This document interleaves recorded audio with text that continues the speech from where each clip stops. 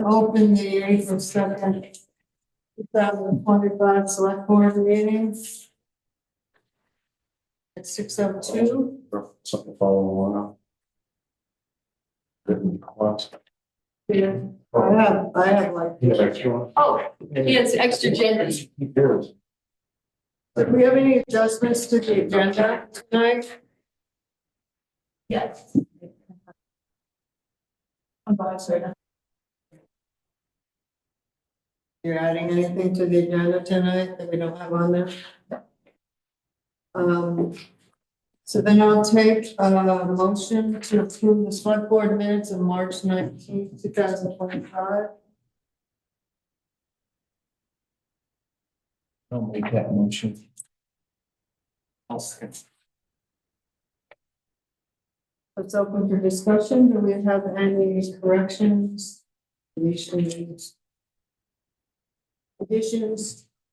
Can I add the X to that last motion? So, when the board came out of the executive session, excuse me, I typed up that, I had typed up that Parity made the motion to move forward with the candidate as discussed in executive session and proceed as planned. I'd like to put an S there for candidates multiple for the training as well as the employee. The instructor as well as the employee. That better reflects what we discussed. So making pluralizing candidate.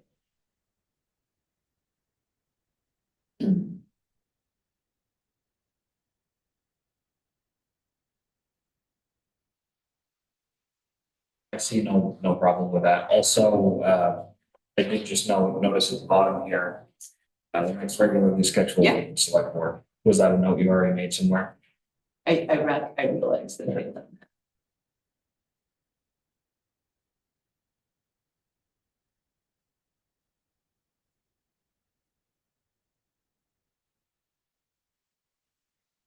Anything else? There's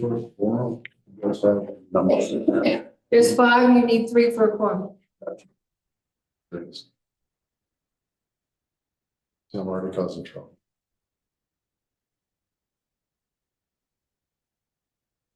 So we have a motion on the floor with an amendment. All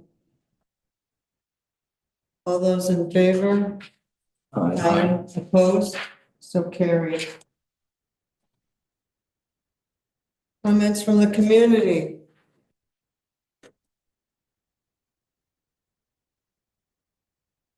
Hearing none, we'll quickly look at the correspondence. I understand though that everyone signed up that's why I haven't heard everyone here signed up for the April 10th at the Green Mountain Techs. Did you sign up for that? Are you going? Yeah, I'm gonna. I did respond to that. Oh, you did? Okay, so you don't need to sign up. I'm gonna say I had it in my calendar, but I didn't do any action items. So thank you. It's all mentioned if we're going. Yes, so Gina said you're all going. Also, can I point out that that is it says specifically on there that it's open meeting law does not apply because it's a training and networking. Yeah, we already went through that, but I said I wanted to just post a little thing that we were going. That's all, and you can Yeah. just put training, Yeah. because I disagree. Do we have a time? Yeah, 6 p.m. 6, Serving pizza there. right. So, And it's at the Green Mountain Tech Center, 6 o'clock, a week from Thursday. And all other select boards, village trustees and town administrators are invited from Wolcott County. And BLTC will be there and the Wolcott County Planning Commission.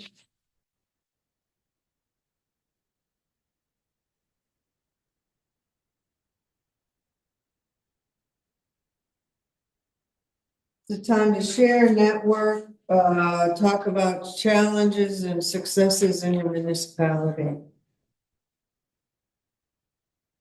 April 16th is VLCT open meeting law, workshop, 10 to 11:30. It's a webinar. If anyone wants to go.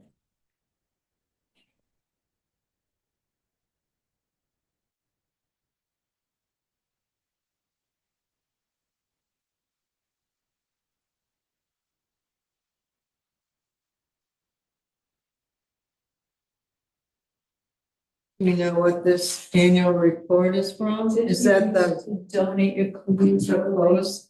bin? Yes, okay, so apparel is, I'm sorry, is what we have for boxes up at the transfer station now. They just give us a report every year to let us know where their clothes are going. Used to be Helpsy, but Helpsy went out of business and apparel took over. Helpsy used to pay us for the materials, but apparel cannot in order to make an income. So. But it's still helpful. They're full all the time and they've been doing a better job of picking up. So we contributed 4.5 tons. Yeah. I thought that was a lot.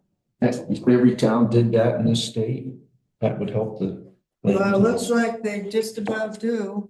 Yeah, there's a lot of them in there. I'll pass it. Solid Waste District does too, so. Need our letters. I always take it up there by the garage in Morrisville. I don't know if it's in the thing or not. Yeah, It's just 'cause there's more convenience. yeah.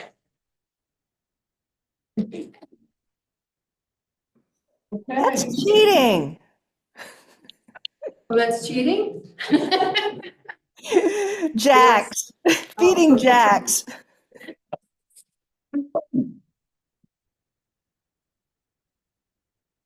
Okay, well, Glenda's here to give us a turn report on the audit, talk about being alone. Page 19 is the best, but I can explain. So. I don't think that we're thrilled with our auditors, but I'm hanging in there. So, if you look at general fund at the very bottom, the fund balances, we actually have a deficit, but don't scream yet. Because it's the flood money that we've actually had, we took it out. How do I put this? We took it out of the capital account. They still call it a deficit because I borrowed from one account to pay for what we needed to. You know what I'm saying? So they're saying it's still a deficit, even though we aren't a deficit, but because we took it from one account to cover the other account. I'm not too happy about that because I think that it's the bottom line of what's in all the accounts that we should have for a fund balance. But they say no, because basically it's an accounts receivable. I used inner funds to take care of it, but it's still a receivable and we haven't got it, so it's a deficit. And at that time, the end of June, we had already gone through the 2023 flood. And this is basically the 390 is emergency money we used. Because we didn't really start hardly any of our big projects until the fall. And that's when the money started rolling in. So as you can see, that is probably the biggest one. And then the equipment fund has a deficit too, but that's because they're saying I didn't roll all of the money over that I was supposed to. But if you look up above, I did 100,000 right there transfer in, but for some reason they're trying to tell me that we paid out more than we did. And I think it's an error on their part, but I've talked till I'm blue in the face and they still say it's there. Because I'm actually the 15,290 was from the year before, but they made a change. If you can see, it says restated.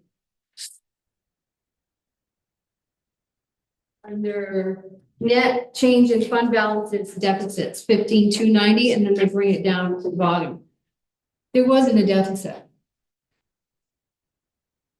But the best way to look at all of this is just to look at what happened is because the revenues are 4.1 million, but we've spent 4.6 million. So that was excess of what our revenues were because we used in-house money. That's what caused them to say that we didn't receive enough revenue to cover our expenses. And so they, even though we had the money, they still call it a deficit. Because they say we have to pay those coppers back ourselves. We have to pay ourselves back with FEMA funds. I do. I know. But we never actually ran in the red. To them, because we use inter transfers to cover everything with money we already had. So how does that play into the fund balance that we used in our? Well, that's fine. What happens is the 390 is actually all FEMA funds we were expecting in for the projects we had done. Because we had a lot of projects we did in 2023 for emergency alone to figure out everything before we even brought in and put things out to bid. And we took the loan out. We didn't take the loan out until May. Right. So, and the update on the interest is it's 26,000. It's gone through, it's going through final review right now. So we'll find out. I heard from Parker. Been reaching out to Parker, finally heard from him this afternoon that he thinks it's a go. He actually thought it should be more, but I said, I'm not tipping the bucket here. So how much do we own in interest on the? 26. And how could it be more than if that's all we owe? Right, well, he does it through a certain date Oh, and we don't, you know what I mean? I did it through the date we would be getting it, receiving it. He does it 60 days after that, which is weird. But so where do we stand though with that loan? the loan will be paid off with the interest and the rest of it, probably by the end of this month, I'll do it. I'm just waiting for that last bit of FEMA money. What last bit? The one that got allocated, Fraser Road and all that. That's the one I'm waiting for. I don't know, it was 76,000 or something. That'll give me enough to pay it all off along with the interest money. We haven't sent in that thing yet, or just, What's the thing? have we sent in a thing to the state? The grant, you know, when they send it to us and we sign off and. This is automatic. We're waiting for Kurt to sign off. Yeah, but when Kurt signs off and it gets obligated, then the state of Vermont sends us a thing. I haven't seen anything. Have you, Michelle? No? Like all those things we sign for every single I project. know. The only one you had me sign the other day was the 67, but that was for the buyout stuff. So no, I haven't received anything from FEMA. Spam. It could be, as Parker said to me, it could be that there's a little holdup on the government's end or the state hasn't received it yet, so they can't give it to us. I don't know what's happened with FEMA, but which Well, I'll one? follow up. This is the 2020 road. I'll follow up with the state. Yeah, and then the last bit for Town Hill, we're waiting for still. Remember they reopened it and gave us more? I haven't got that money yet either. So we're all set with the $1 million payback. Yes, absolutely. Right, that's a, you know, We received more than $1 million, we're okay. But you know, we had to pay back ourselves first. I made sure we did that. and then how do we stand with paying back the capital fund? Capital fund has been paid back. I have 100,000 left to put back in there. We'll be fine. And I'll do that by the end of the month too. Okay. I have the money, but You don't like to let it go, I know. no, and I don't like to get down to the last 100,000 and have to pay all the bills. So I'm waiting for more tax money to come in because that's what we need right now to run our town, not the FEMA, but our town is the last payment. And that'll be in May. So I'll clean everything up in April and pray everybody pays in May. Okay. But I'm hoping that this will get wiped out in the next audit. But just so you know, these auditors, because we have to have a single audit, want me to prepay for their services, $8,000 worth of it ahead of July 1st. And I had to talk to Linda because I sent it to her what they sent to me. Linda, they explained it has to be an accounts payable, you know, we book it and everything. I'm not comfortable with it, but if it gets our single audit started sooner, that's fine. And what choice have we got? We don't. Right. Because the other auditor I reached out to gave me just a random price of over 27,000. Did you say that was roughly 8,000 for the single audit? No, the single audit isn't 8,000. It's like 23. It's 17 and another, what is it, 5 or 6? Yeah, 23 it is. But what do we prepay 8,000? 8,000 they want. I sent, yeah, It's just reserving our spot. I know, but I think that's, There aren't many out there that do it anymore, so. and this is the Yeah, most but- popular company in Vermont. They're actually out of Maine, but they do everybody around us. Any questions? Oh, there were two. What they call significant findings that they wanted us to correct. And I think I've shown Linda and Michael journal entries.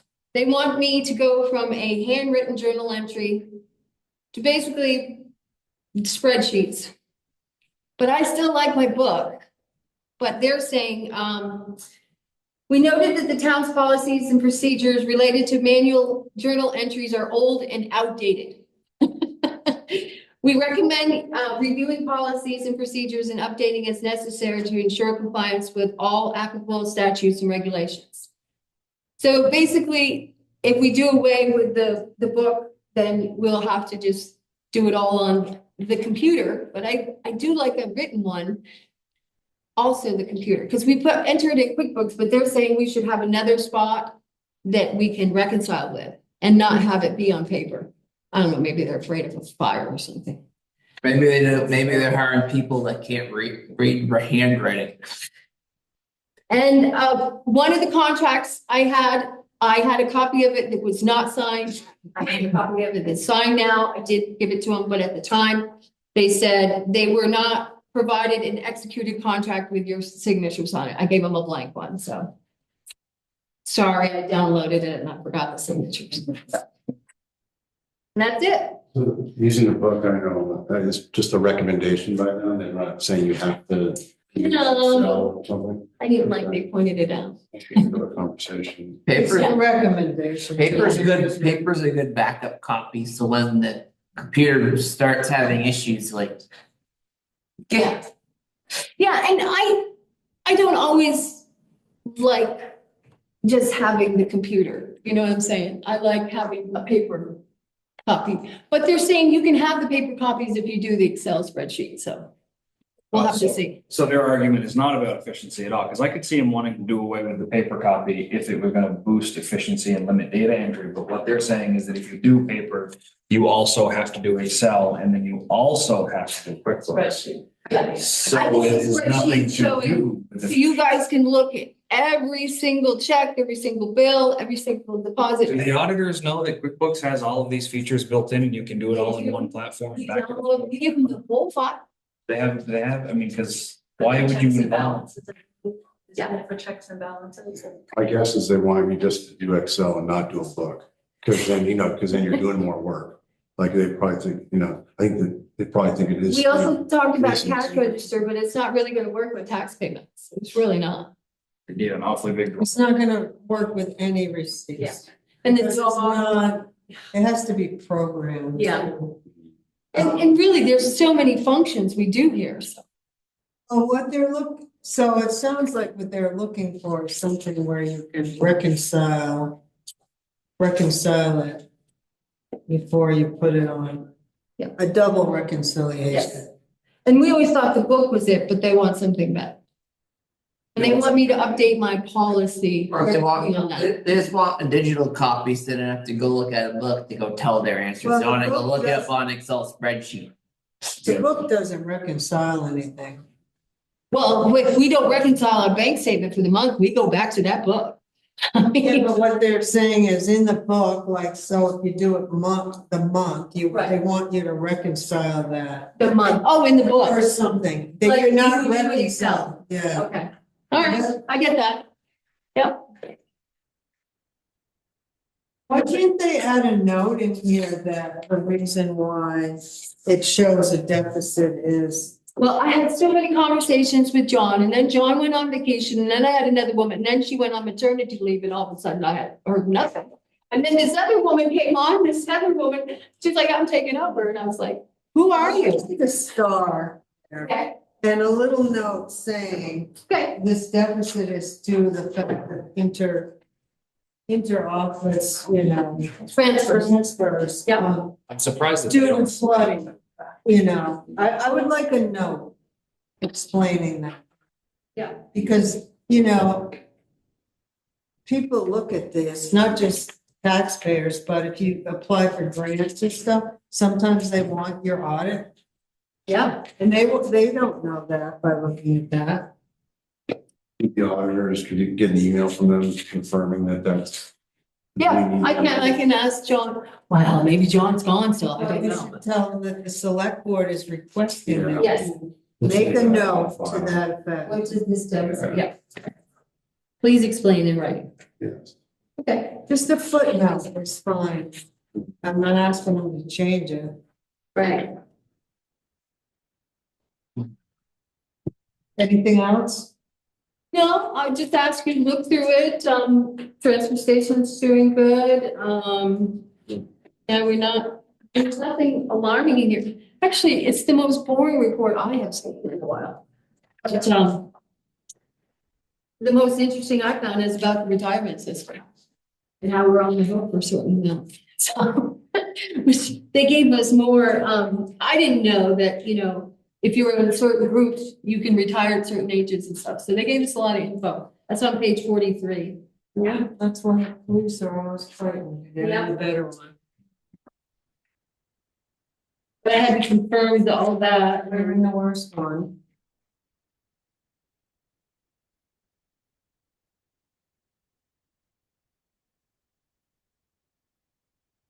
These changed, aren't these on our wall now?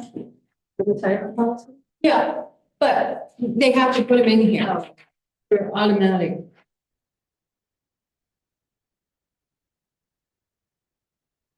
They have to go on and on about our pension plan, so.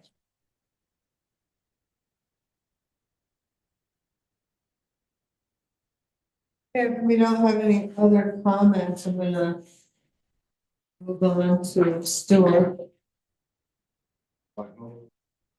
For success of the municipality. The rec committee is growing, and we had key there as one, we're up to 6 people, maybe 7. We've got some more interest, and I'll just do this, I know we don't have the grant, the pickleball, we're having about 15 people a week, 15 people a week, we have 38 people in the front porch forum who participate at some point, or some of that mix of the 15. And there's a lot of interest to try to get together and do other activities and other events. So we recommend sort of focusing on that, looking at ways we can draw in the community. We got a Healthy and Well Valley grant for $500. And we use that for equipment and other things. We're gonna buy some paint to paint some temporary down here at the basketball court area because we're not gonna, I'll tell you about the next grant, but that doesn't come through for a while. So we're not gonna really have the footprint to be able to have 2 courts. And so we're hoping to put in paint for one. So we can do some more for that.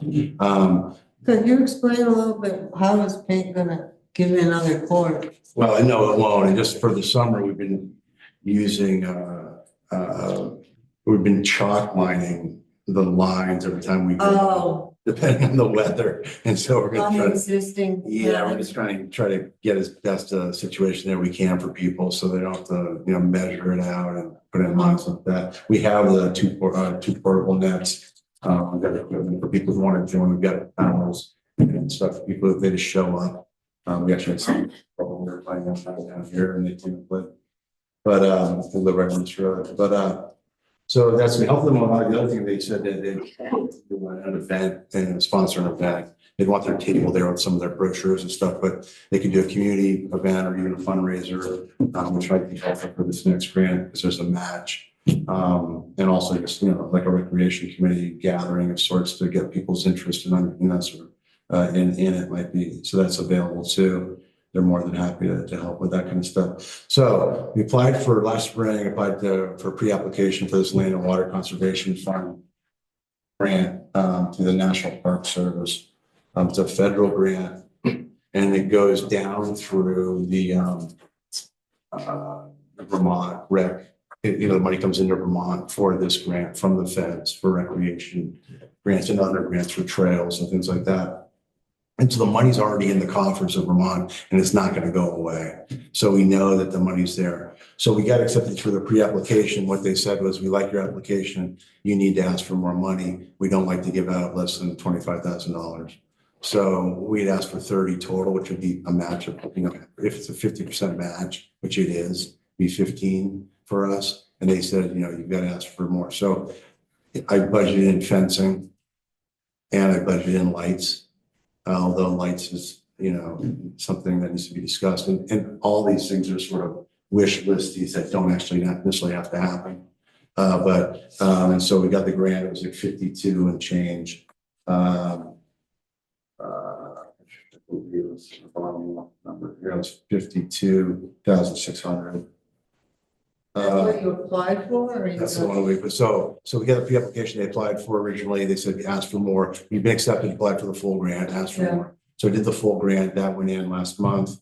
And we're waiting. We don't know whether we're looking for it till May or June. So And so there's a match of what? an act of what? A match of how much? So the match is 26,300. The other thing about this grant, I know it sounds like a lot of money. The other thing about this grant is there was a BORAC grant I looked at. They don't have a cycle this year. Maybe we don't even know if they're going to have one next year. That was one that a lot of towns had gone for something like this. That wasn't available. But what they said on this one was that the earliest anticipated time that we can get the money, if we're approved, would be June 1st, 2026. So a year from this June 1st. And so, it's going to fall, and it's a 3-year grant for payback. So you have 3 years to pay back the match and to draw down. And so we're talking 2028. And, it's 3 fiscal cycles and a long way out. So there's some room to wiggle, and we don't need to spend, whatever we spend from them or what we draw down from them, we'd have to cover. But if we don't spend all of it, we just cover what we, the match for what we spent, not what we asked for. Yeah, go ahead. Is the match in kind? I can't remember. It's on labor and stuff. Yeah, in kind, the town, the town can contribute, and volunteers can contribute. So, and again, we could, it looks doable.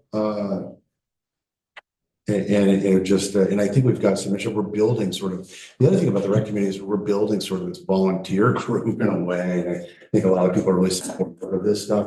And we're looking at actually the rec committee providing volunteer for other parts of the town, whether it's the gathering out here to help with that or other needs around the town for support. We've got a good pool of people who we can go in the phone chain or the front porch forum chain and pull people in for help with that. And I know a couple, backhoe, people with big equipment. So some of the work setting the pad for the new expansion of the pad, which is going to be up 16 feet north to south. It's not a lot. So it's a 16-foot extension. It could run 78 feet long. And so we'd have to prep that for the asphalt, but we could do that in kind or through the town. And stuff like putting in the fencing we can do. There's a lot of stuff we do. We could even paint it if we needed to. We could paint the lines and not have the tennis company, whoever the court company do it. They could do the surfacing and we could do the lines and probably put in the nets too. There's a lot of that, especially with the 3-year window, that we've got a lot of time to pull some of that stuff, those initiatives together. So it's $8,766 a year. Okay. and that's, and so the grant does allow for in-kind. Yeah, yeah, absolutely. And there are some grants out there that you can, that'll help you pay for your match grants you have. And so I'm looking into those, see if we can get a grant to actually help with our match. And we've got, again, we've got a 3.5 year window here, so hopefully I'll know sooner than later, but it gives us some time to pull in those funds. So you said 8,666.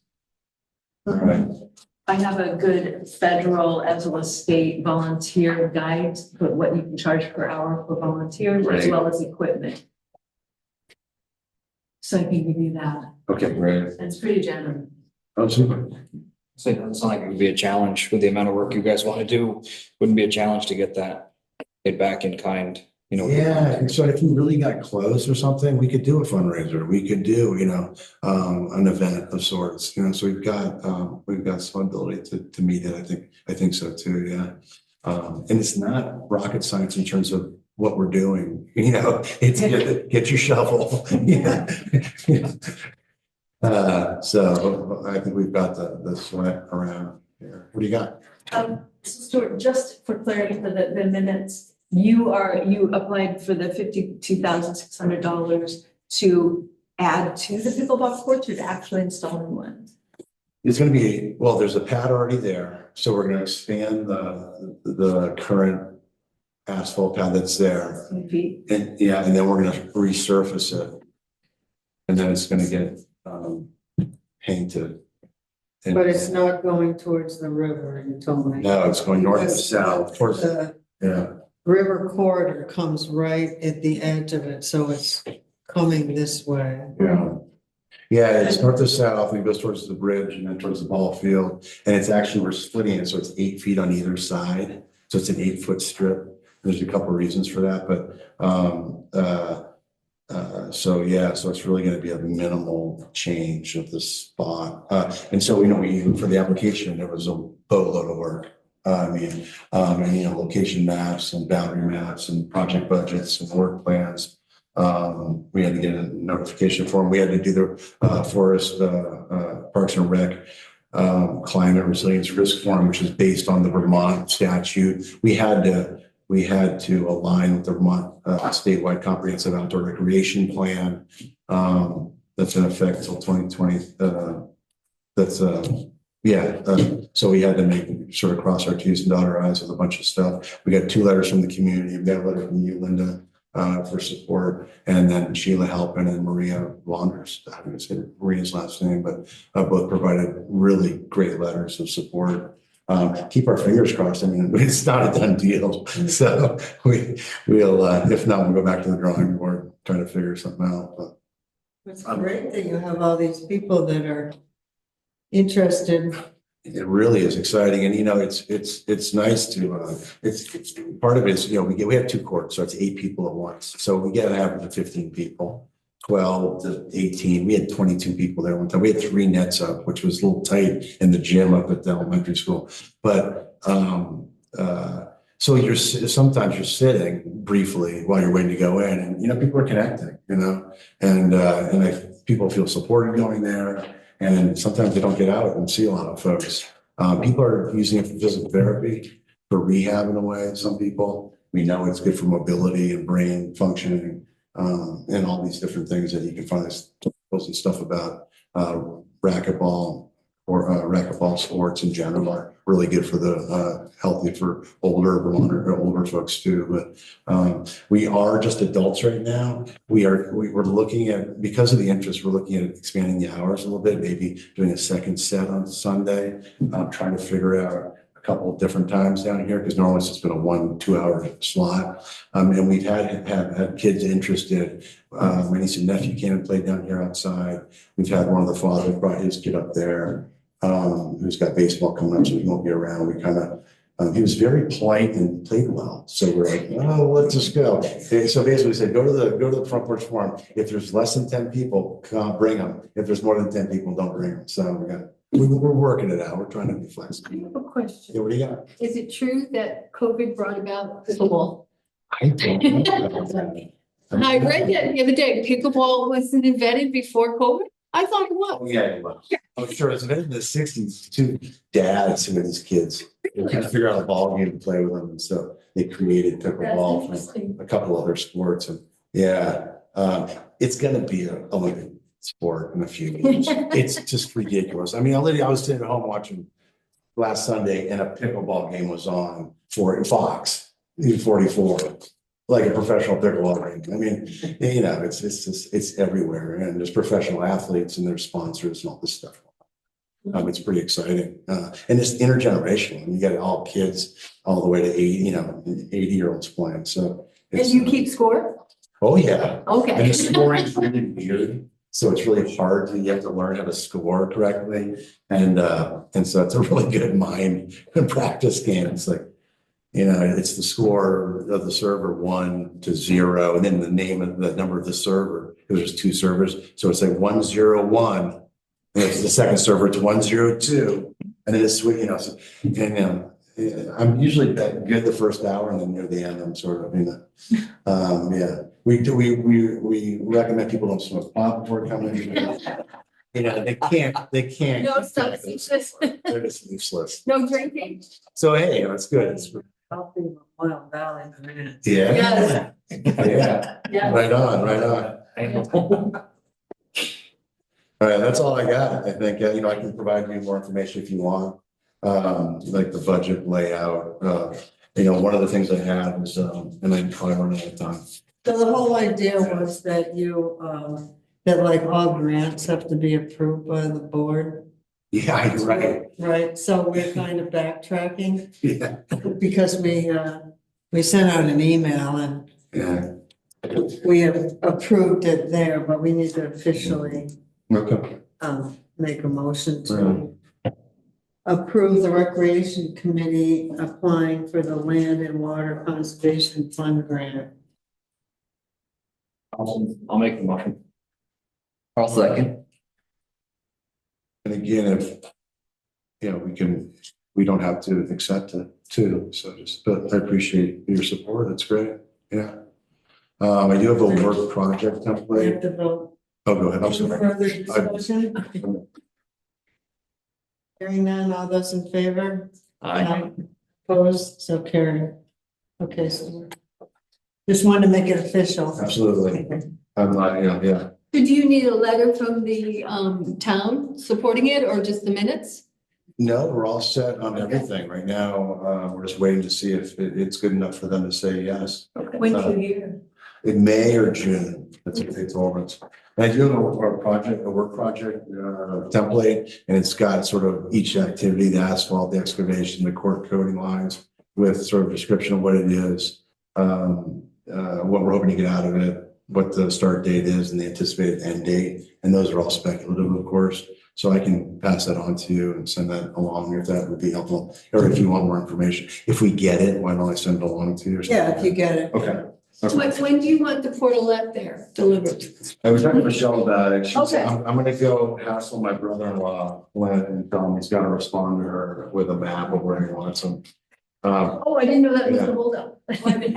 One is the ball field. Well, once it starts in school, then they move to the ball field. Well, when you house basis Yeah. taxes, all taxes. Oh, good. Yeah. Don't let them pay. So you can't pay your taxes, so you answer this question. So now just one portlet. We do, okay. Yeah. And then one down here. Okay.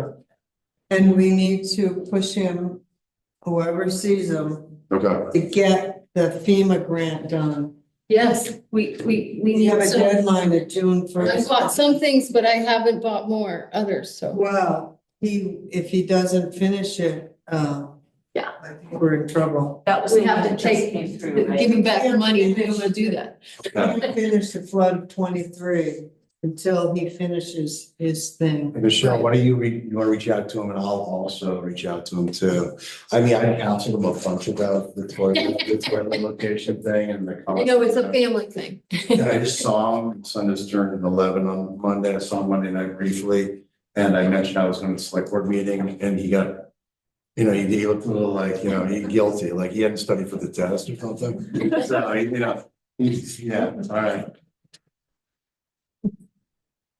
And what does he need to do on the fee to spend the money for? He needs to finish it. He's waiting for the snow to melt and he knows what he's gotta We do. bought him a list of things that are somewhere. He came and got them. He hauled them He's away. got a backstop to put up and, Yeah, and I have a few more things he said he had to order, so I'm just waiting. Fencing. but he has to, if he needs contractors, he needs to be putting it out like now. Do we have a deadline? Let's just give a deadline. He has it, I don't have, remember. End of June. Give him a minute. I think it's June 1st. Oh, it's June 1st, okay. I don't put it in there, I don't. So May 15th. 23. It's not, I think it's June. Well, That was the type of, we're gonna let us send that to him anyway, as a May, just so he lights a fire, no. All right, no, I know it's frustrating, I'll do what I can. I had to write a letter of extension just for that project. Yes, okay. Yes, Does he know that? We don't want to lose the money. No. he worked with me on it. I mean, he's a workaholic, I mean, he works his ass off, so, you know. Yeah. Okay. Make Heather do it. Oh, yeah, yeah, trying to get her to, maybe she'll try to rec committee and leverage it, something. Anybody wants to play pickleball, let us know. Come on down. Is it like tennis? June Yes. 1st, Like ping this pong. is live, he has June till, 1st. I have the letter extension here. It's ping pong, been shrunken down put on the ping pong table.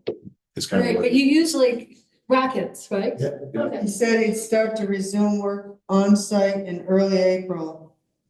Today's the day. If he said April Install 1st, I believe. basketball hoops and benches. And the basketball hoop's gonna go where the court is, Put on the benches. on one end of the asphalt court. But it's an extendo. I talked to him about it a while ago. It extends out 11 feet. I don't know how it does that, but so it could go over, if we have wherever the edge of the outfall is, we'll have it back off in the dirt. So, and then whenever it's gonna be on the west side, so it won't impact the work and. Already psyched it out. He wants it at 7 feet because he's got kids, but I'm like, what, regulations, 10 feet, you know, why would you want kids in work?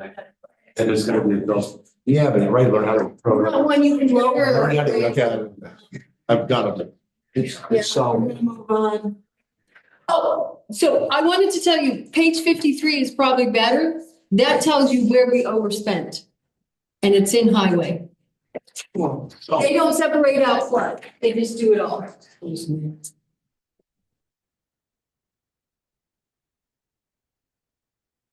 I'm just glad we're not 857 in debt. Are you going back to your thing? Because we've already gone past that. Yes, I know. But I want to give them a different page that better explains it. Oh.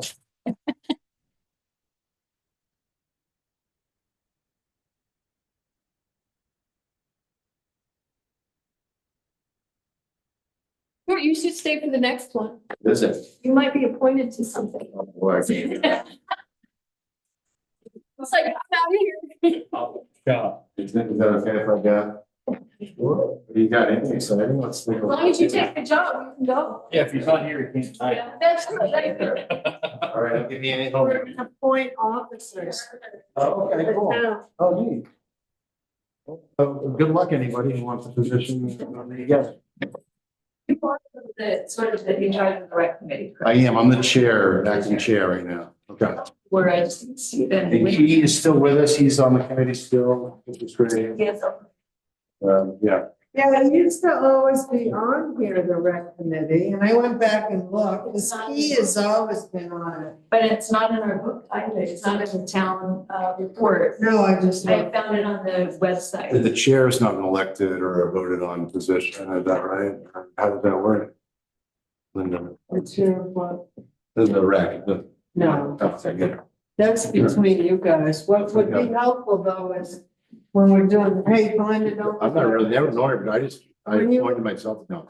You should give Belinda a list of who rec members are. Okay, When we do the town report. Yes. Okay, And got it. just email it, put it up on the website then. once we- okay, great, all right. Yeah, well, Wait, that's not my question, Belinda. Hey, thanks, everybody.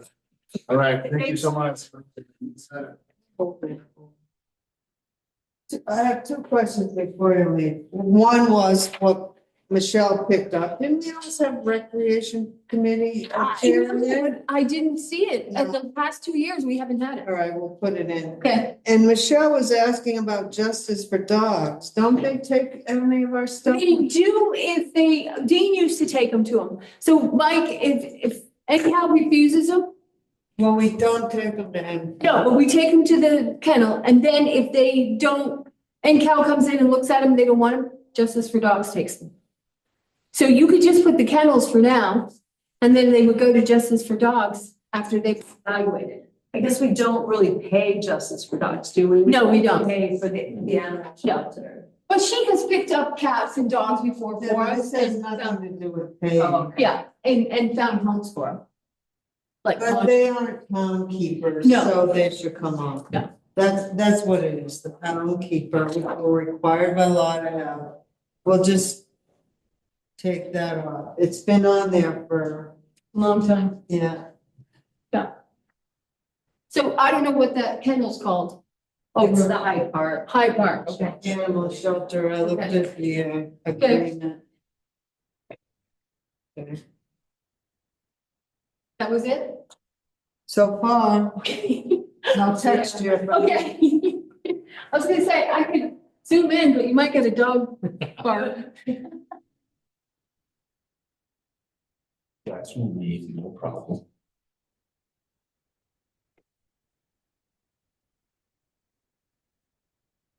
So we're gonna talk about the town officers appointed by the select board. So we have the animal control officer, which is John Michael Green.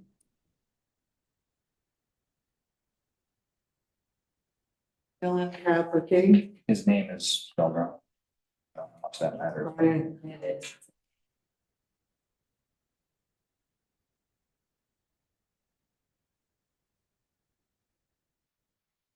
Tree warden, John Michael Green. Memorial County Planning Commission Director, Maxfield English. Transportation Advisory Committee, me. TAC Alternative, alternate is Michelle. That name's spelled wrong It too. is. Lamar Regional Solid Waste Management District is Phil Wilson. E911 coordinator are the listers. I'd like to bypass the emergency manager for right now. Town service officer is the select board by default. I don't know, we had Key Gillen for years as the energy coordinator, but he's never done anything. We don't have an energy committee. What are the roles of that? I don't know exactly, to tell you the truth. I think at one point, somebody wanted an energy committee. They have a very active one in Craftsbury, don't they?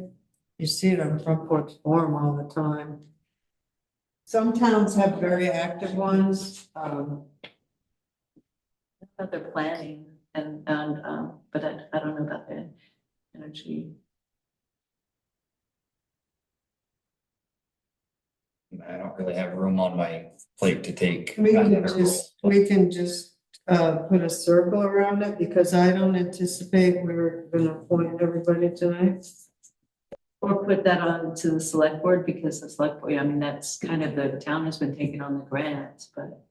Well, it's not a, required thing. If we don't have it and someone's not gonna do anything, no sense of having it. But if someone wants to step up and Yeah. look at energy, you know, in the municipality, Did, all for it. did it come about when we were discussing solar at the landfill? Is that the timeline match there? I don't know. Oh, anyway. What does it take if you were to dissolve the committee? What does it take to reinitiate or to initiate a committee again? What committee? Energy. Energy There coordinator. never has been anything. So it's not really, it's just a coordinator. If you get rid of that position, what is, He came into a meeting, all I recall one time, I guess it came up and he said, oh yeah, I'll do that. But he's never done anything.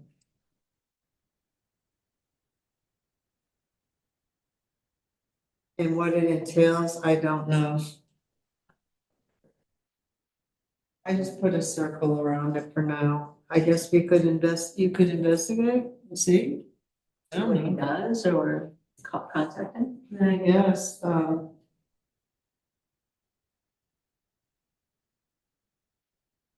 I mean, I do have some ideas. I think that I think that the town should have a more active role in making people aware of the residential building energy standards when they are applying for zoning permits and things. Mhm. I also am excited about our solar project here, and for as long as the transfer station keeps running in the black, I think that we should be moving towards solar there. you mean to run it or in that space? To start running it would be ideal. I mean, we're looking to get power there. And I think that the cost of doing that would be slightly less, but I know one of the original goals was to have a solar array. But we'd have to run power from the pit. You have that whole study, Yeah, already done for us. yeah, I think funding was the shortfall. You know, we were never gonna do it ourselves. We were going to try to get someone else to do Oh, I see. it, Lease like the land. Norwich has up here. Yeah. Lease that off. And that fell through and then it never got followed up. But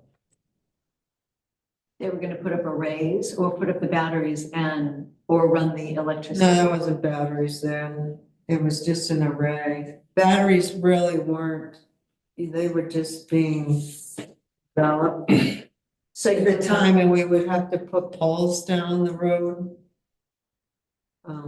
Well, anyway, we weren't gonna do it. We did the study with the planning commission. We have the study. And we were trying to find companies to lease the space and build it. There was some former boards and they just never followed through with it.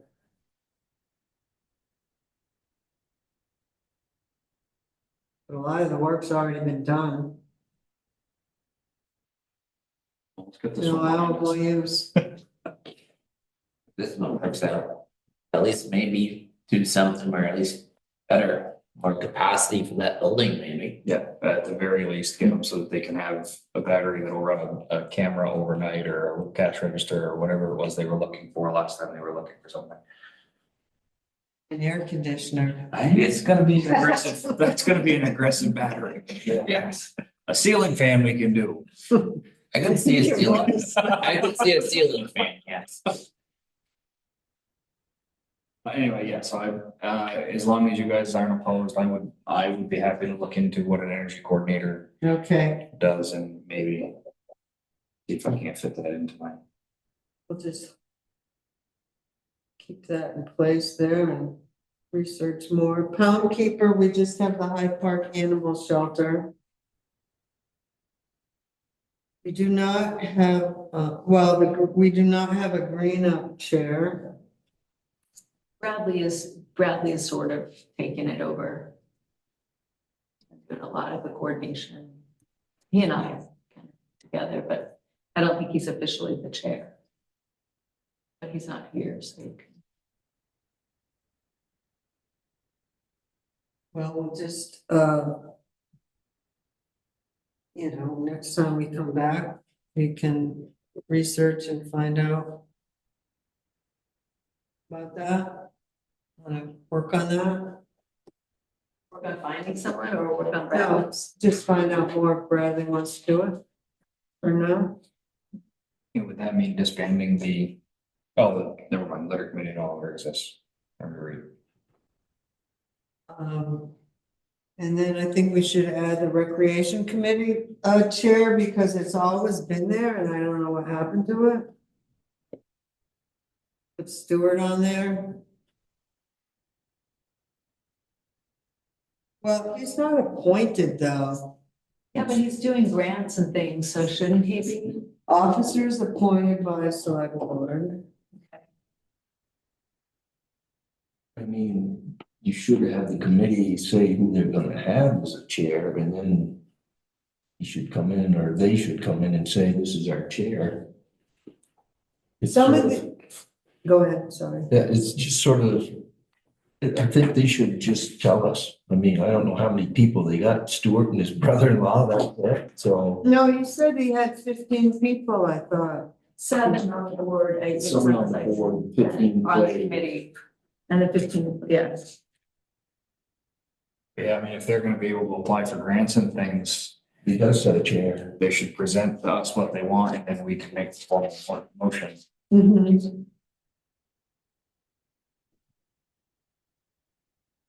How many committees do we have that are not actually represented on this list?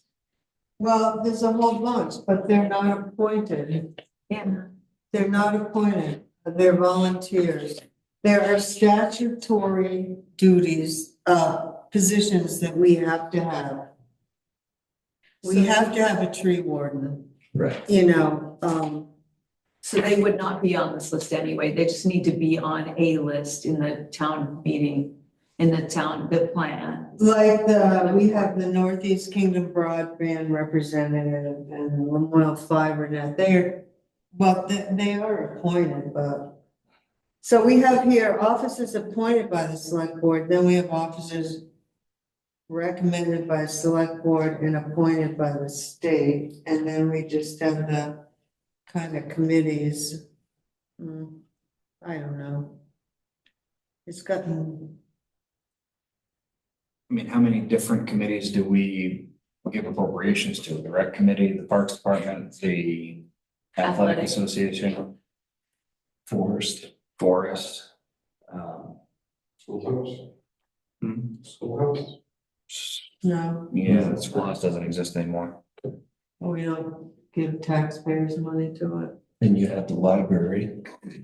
We get money too, so they got a committee, Yeah, but they have their own trustees, right? Yeah. but still we have a Yeah. chair.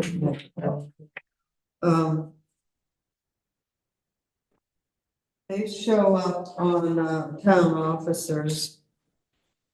The town officers, first page, the select board, listers, trustees, cemetery commissioners.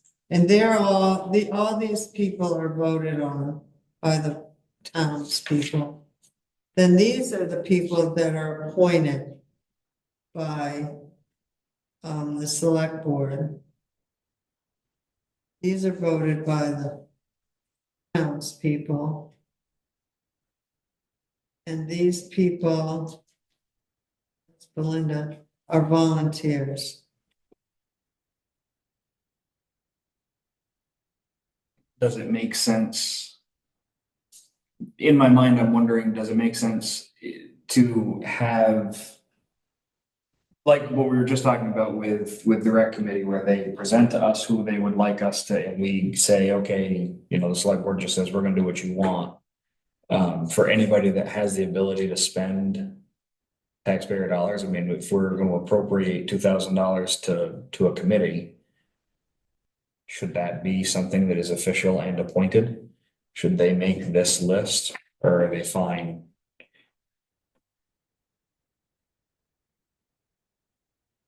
Trying to make the list match the budget.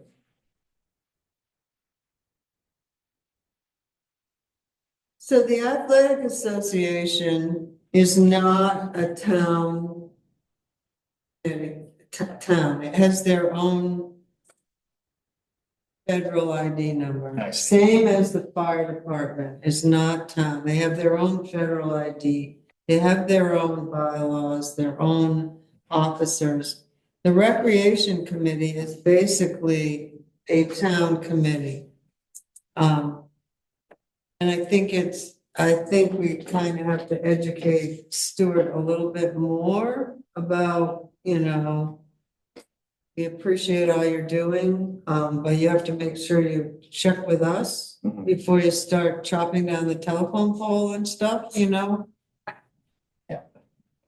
Yeah, that would make sense. And that would also be why the forest isn't here, because the forest is its own thing, right? That one we did appoint, Okay. You did appoint members and a chair. yeah, and then they dissolved. And Gordon came back to us and said, we've done our duty, we've created this forest management. We're downsizing to like 7 members, and this is who we are.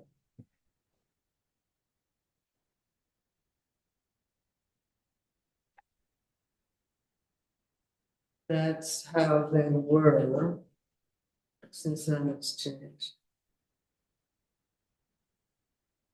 And so on this list, if I'm understanding you correctly, on this list, it should also be forest. Because aren't they a trust now? No, that's the schoolhouse. But they're a committee, they're not officers. I see. So yeah, it's crazy. So if we're talking about committees, then in the rec department, Mhm, the rec committee also doesn't fit. right. All right, so this is statutory. The state says we have to appoint these people. Mhm. Yeah, we're required to have a town service officer, a pound keeper. If we're not required to have an energy coordinator. We might, I've just circled it, Yeah. that we're gonna do more research on that. Yeah. I'm not taking it out. Yeah, just We'll take the wondering, recreation. It's just causing too much trouble. yeah, can we create a new list that has committee chairs? So, Probably don't need to. I think you can find that on the website. Yeah, it's all listed. It's all everywhere. It doesn't need to be on this page. the committee usually decides who that chair is.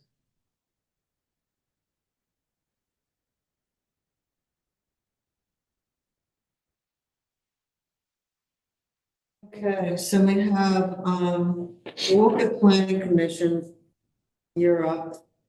Yep. And do you wanna run again? I would love to. Okay, Is it like select board, we don't need to get signatures? no, we're gonna do it right now. Oh, sweet. So Ryan Ewell, I'm suggesting that we not appoint him and remove him from the planning commission. He has not attended but 3 times in 3 years. And he is creating problems with having a quorum. He doesn't respond to emails. He doesn't show for.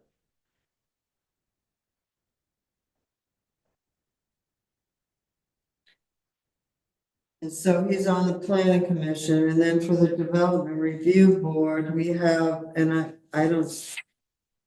Dylan, are you going to, your term is up? Is your term up? How come they're both the?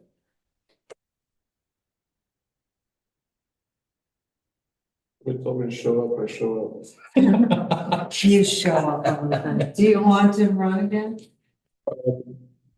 Sure, I'll just, there is potential that I may not live in the town of Wolcott next year. Because shopping for a house, Mhm. and there's not a lot of inventory out there, so. I know on the planning commission, you don't have to live. That's what But I don't know mentioned if the this in our DRB, meeting last week, and they're like, I don't think you have to be a resident to be a. Mooresville has some Wolcott residents on there. And that's what they referenced to. So, yeah, it's fine, I like it. I've been learning a lot of zoning. Thanks. So we have Bruce Wheeler and Dolan, up. We okay with, reappointing them. And taking Ryan Ewell off for lack of attendance.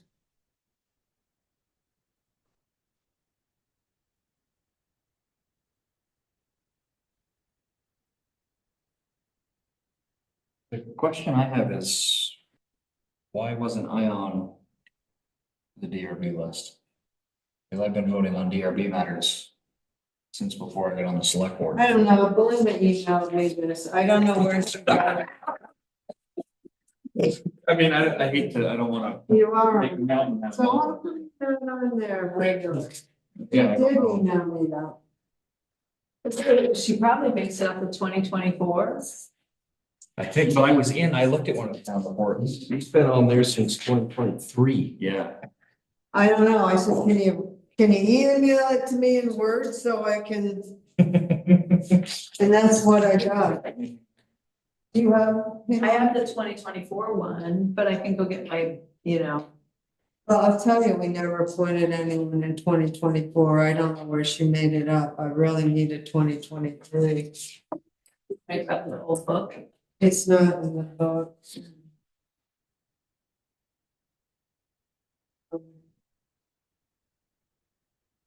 We'll fix the dates. We'll put you on there.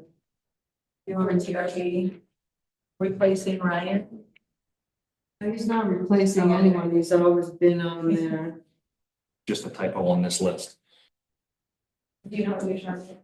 I do not. We're gonna look that up. We're gonna figure that out.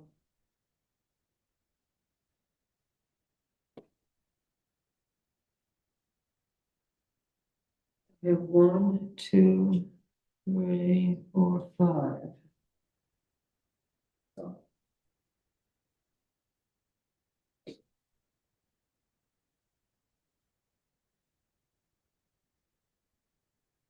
And I'm planning if we eliminate. If we vote Ryan off the island. Is having 4 on that board a problem? Well, we have a vacancy and we'll have to, You'll have to find someone. Sounds like you've had 4 on there anyway. Effectively, yeah, just. but it'll fix the quorum and then we'll have to advertise. And there's a vacancy, usually 10 days or something. Okay, we have Tom Martin for zoning administrator. His term expires 2025. How long do the terms usually run? Your term is 5 years. I think his is 30. 3. I just didn't know what to chant when we were voting for him. Should it be 4 more years, 3 more years? Well, I'm trying to get him to not to retire, but then at the other, I like my days alone. It's gonna take the zoning. I mean, maybe looking for a new lister too. Who took the second listed position? Sam Hill. He's great, but he maybe. The lister does have to be. So we have fire warden, we have Bernard, who is, gave his resignation for May 1st. Deputy fire warden Jim Holton. Bernard is trying to talk Jim into being fire warden. I don't know. I think it sounded like it was a done deal. It isn't. We remember, Oh, remember, we're in charge. Yes. Yes. You're doing it. Just taking a note, nothing in my hand. He can reach out to Jim and ask him, but we sign the paper that goes to the state. And I would want to make sure that he had the time with everything that's going on in his life. Now, is it a 1-year or 2-year term? 3, I believe.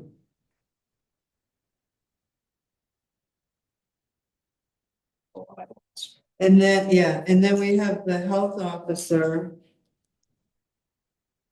which he will, Bernard just talked to Ryan here today, leaving, and he sounded interested. in being the health officer. He has his former police education, I mean, not education, but former police officer. I would add something to that, but I won't. Yeah, this is wrong because this is a crime, not Tom.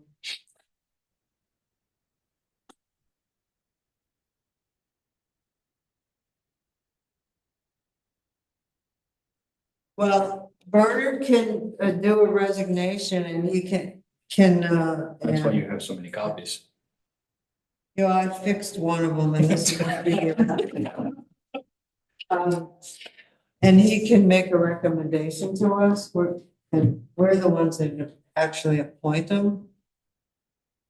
Well, he sort of did, he told me, Well, Bernard told me, it's like, these are my recommendations.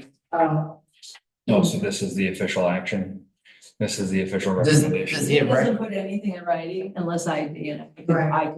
That's true. does he have any recommendations for the fire warden one names? Yeah. Yes, he recommended for the forest fire warden was Jim Holton. This And is then, the deputy now. and then he was going to approach Sam Hill as the health officer, but they didn't think Sam would do it. So then he approached Ryan Bierke. I was just learned third hand while he was leaving today in the parking lot. And he said he would be interested. That's what I heard third hand.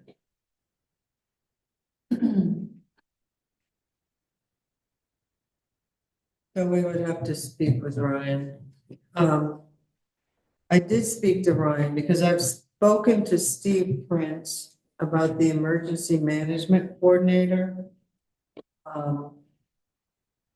It's not working out with him being on the fire department because he doesn't want to stay at the command post, which is here. We had a good conversation. He said no, he doesn't want to be here. He wants to be out rescuing people. And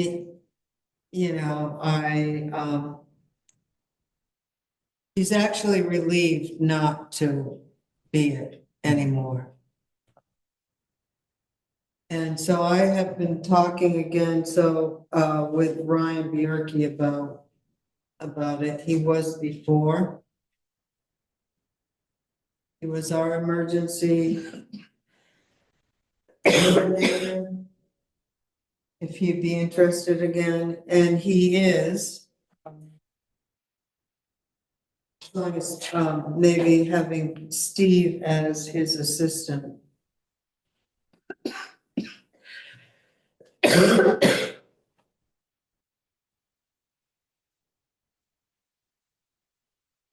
I just felt that the flood of 23 was a fiasco. There was no one here. There was no one here to coordinate, and the fire department was out everywhere. He was stuck up on Town Hill. He was actually with me in North Wolcott trying to save somebody's house, being vexed.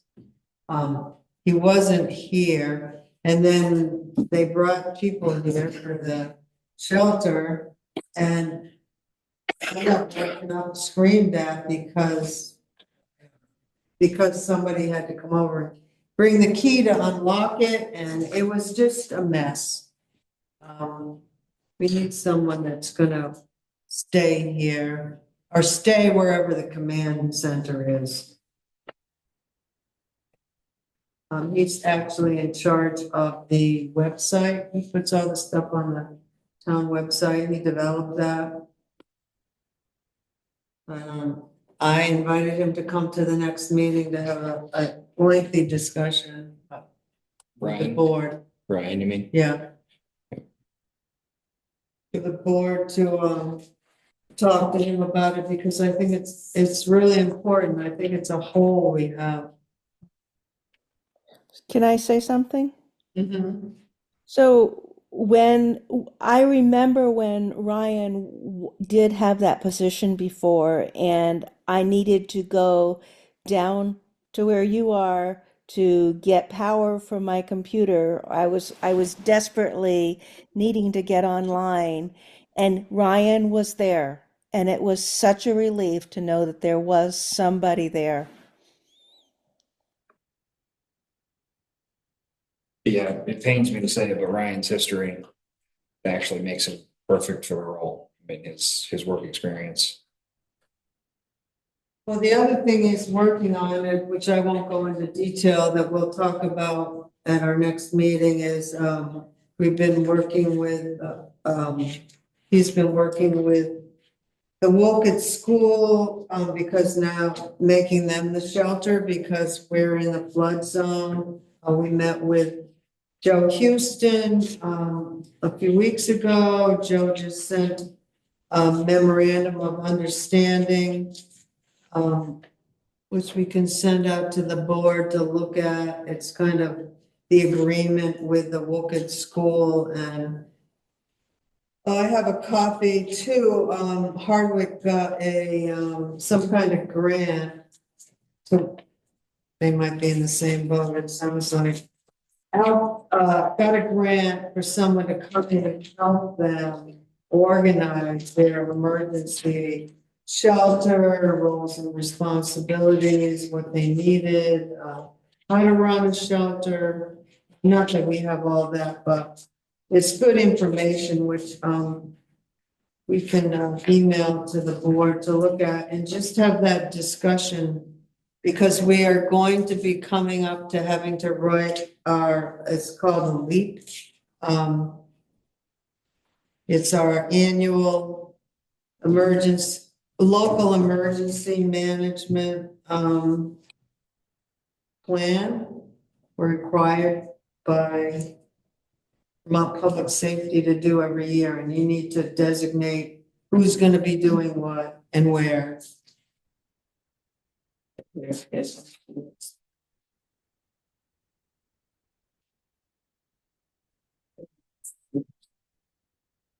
But we'll talk about it next week, right? Yeah, I think the whole board should have a conversation about what they want, not just me.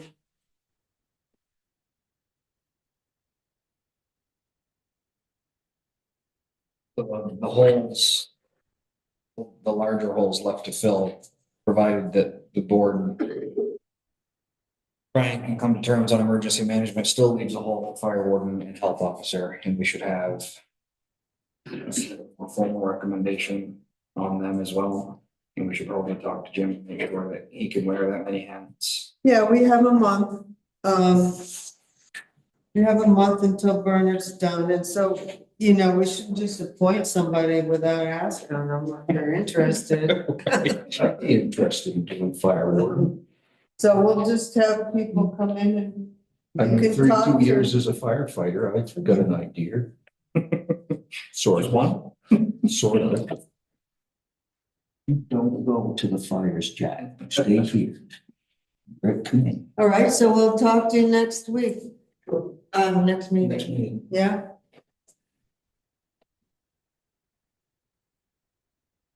All right, so we have a hold on the emergency management coordinator, energy coordinator. Health and fire. At this point, and we'll bring them up next week with more information. Otherwise, is the board comfortable with the other slate of officers? And you're gonna put an ad in the paper for the development board. DRB. Yeah, I'm not gonna put an ad in the paper, it's too much. I'll put them for Porch Forum on our website. We can, I usually post it. You can talk around. Anybody you know who might be interested?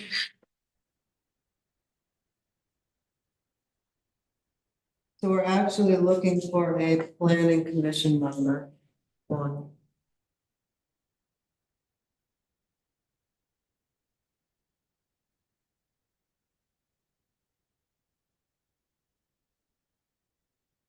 What's the board's pleasure? Do you want to just wait and adopt this next?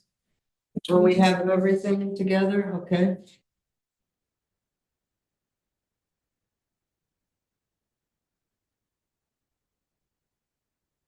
Let's see. We have a project manager's report, that was pretty much done. Yeah, he said all projects have been obligated. The final claim is the interest on loan. Well, plus I think you have a CAT Z.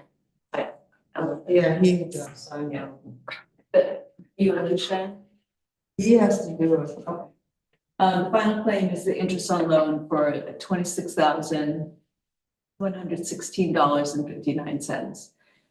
He hopes to have that obligated by the end of next week. That will open the door for the CAT Z claims. Parker will be out for training all of next week. I think that's this week because he sent this last week. And his Vermont assignment will close at the end of the month, end of April, I think. Who's will? Parker.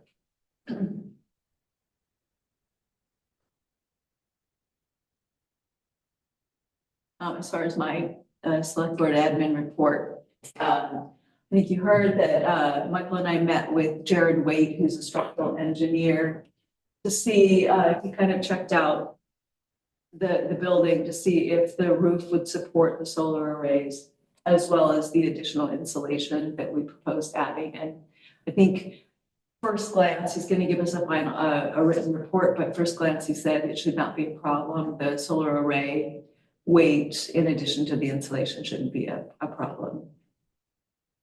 And then once we get that report, then Michael and I can meet with Tori and do sort of figure out next steps, but then probably start putting out an RFP for the array. But I think we have to figure out the order if we want to do insulation, but I mean, the solar companies are booking out Right. months in advance, so we do have to, I believe, have everything obligated by next March, I think. As far as the highway department, I was able to register, the town is now registered as a Class B CDL training site. We had to do that so that we could start the training. Dawn helped me with that. We've got contracts out for the candidate and for Dolan. So Dolan they'll both be employees during this training. Dolan would be our instructor. I think they are working now. They've started working in progress, and they both know that they cannot actually get in a truck and drive it until they've had their drug testing. And Yeah, we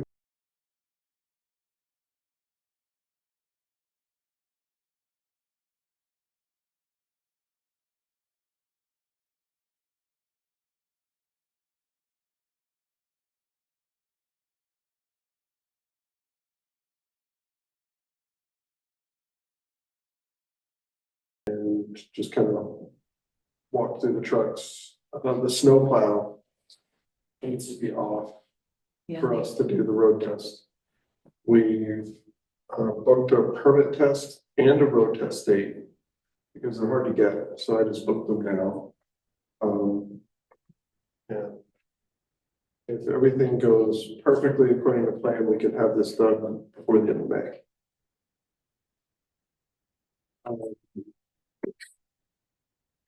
Kind of preliminarily kind of walk through what the testing is like, and I'm feeling very confident that that's a likely scenario.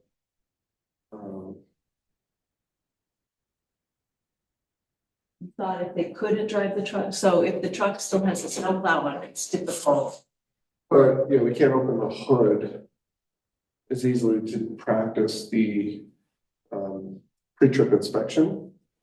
But we discovered the two tankers in the fire department are perfectly good for practicing that part of the test.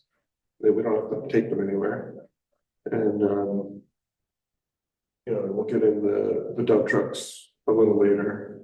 And Dylan showed us how with the plow off, we can release part of the frame, it lays down, and we can get the hood most of the way up and get in there, so.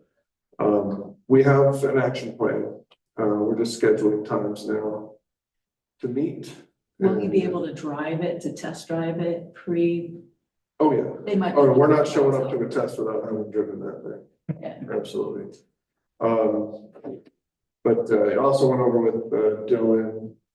There's some tools and equipment that are stored in the cab of the truck that can't be there for the exam. Nothing, there can't be anything unsecured. And so we have a plan for all that too, so. I think it looks good. The only thing that may come up, I've asked another company that I work with who has training materials for the theory side of the federal entry-level driver training program. If they'd be willing to loan it for me for one experimental candidate.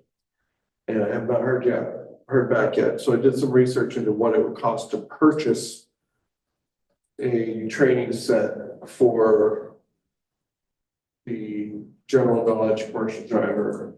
And it's only about $200. So if I think by next meeting, if I don't have a solution, I might ask. I still think we'll be under the $2,000 total cost. I don't think that would put us in danger of crossing that. So, but I'll ask next time if we need to do that. Just to ask a dumb question, that's over and above what's available for you from the DMV, the little CDL trainer manual. Yeah, so the program that I'm familiar with is managed by a publisher named JJ Keller. They have a basically canned program that fits all the requirements of the federal entry-level driver training program. I have heard of other trainers just using the federal CDL manual as their basis of the program, but the JJ Keller program comes with a trainer guide, a student guide, and then PowerPoint slideshows and quizzes. And having those quizzes already made up rather than spending my time creating them, I think is well worth the $200. And it's a resource that isn't frequently updated. We could theoretically use it in years to come.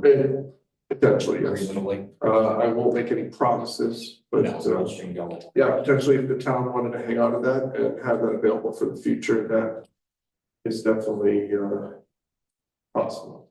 Sweet.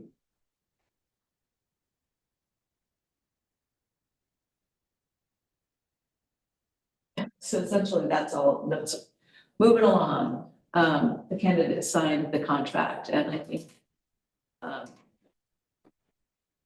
Dolan, I'll look at his. Yeah, I just need it back.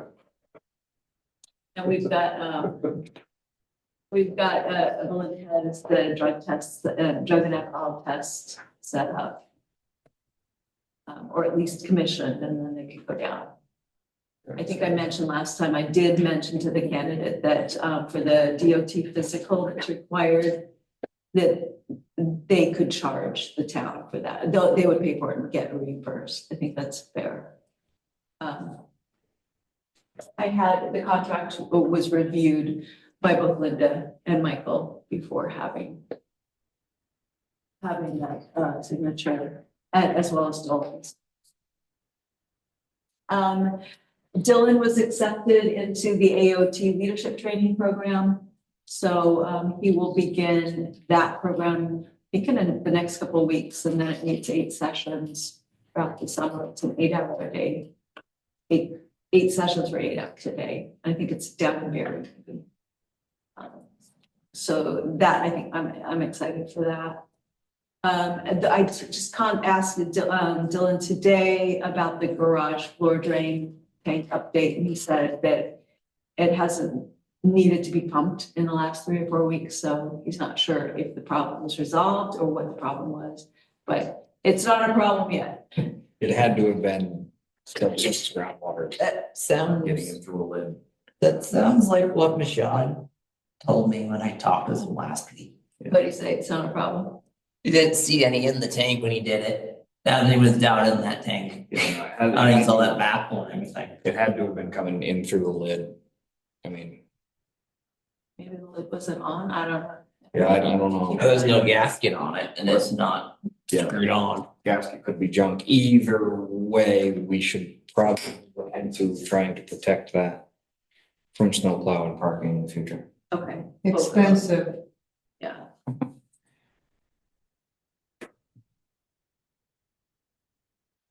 And investigate the gasket.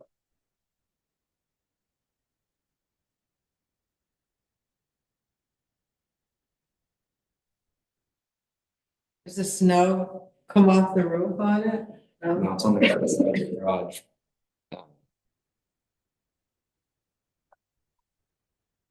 I could see it kind of sitting up, there's a little green.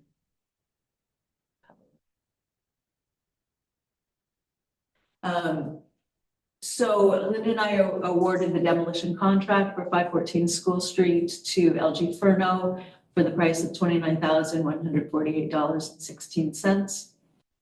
We've got that contract going. I need you guys to sign that today.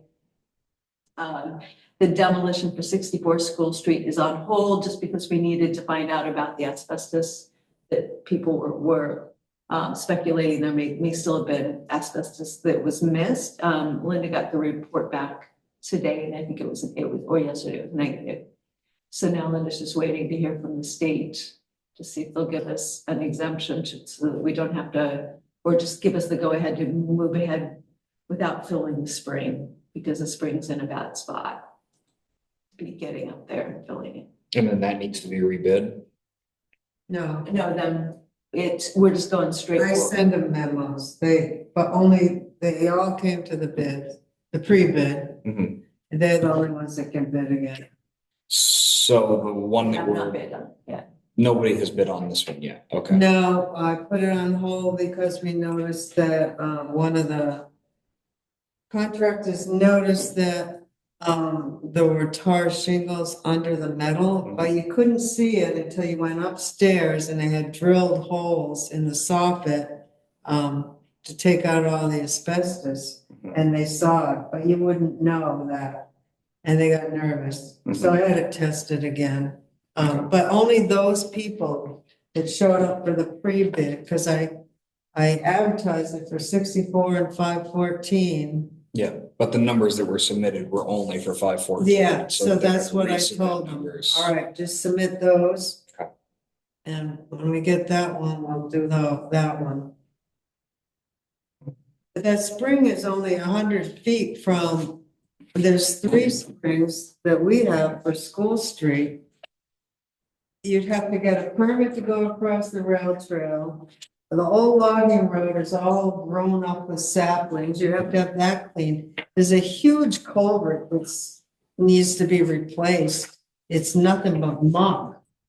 And you're gonna have to move the sugar maker's line even to get up there to fill it.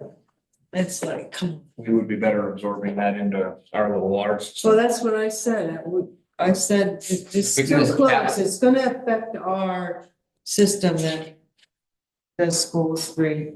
We could just cap the line. Yeah, pull the line out of it up there at the spring and then Well, just that's run what I'm asking permission for. the crossover into the other ones. It'll save them a lot of money. It'd almost be nice to have it down there though. Still is water. On that property. Could they, can't you like leave the line and cap the line at the ending part of Why it? can't they just cap the line like at Westovers? I wanted to Yeah, cap sure. the line on Westovers where it connects to the rail trail. Mhm. Leave the rest or something, I don't I mean, know. it would be nice if you had some sort of fountain. I'm thinking a gravity fed water feature. I would like that. Yeah, but I mean, just a fountain. I mean, some people, There's so much water up there, it's is. incredible. That would be so, It's just incredible. I mean, it would be The nice to have springs that. just coming out of the, Bubbles out every year. yeah, Yeah, there's value that's a great angle. There's value to that as a future park to have even non-potable water. Yeah. Yeah, but I mean, just people coming through that run out of water on bikes and walking. I would think that either we would have to test it like we do. Or put up water a sign. system, or put up a sign that says non-potable, Right. potable, whatever. Either way, yeah, I think there's a great argument to not. I mean, it's, even if you give it to a dog, That's what I said. have a water tank there for your, well, you're not gonna have, are they allowed to have horses on the rail trail? I don't think they did.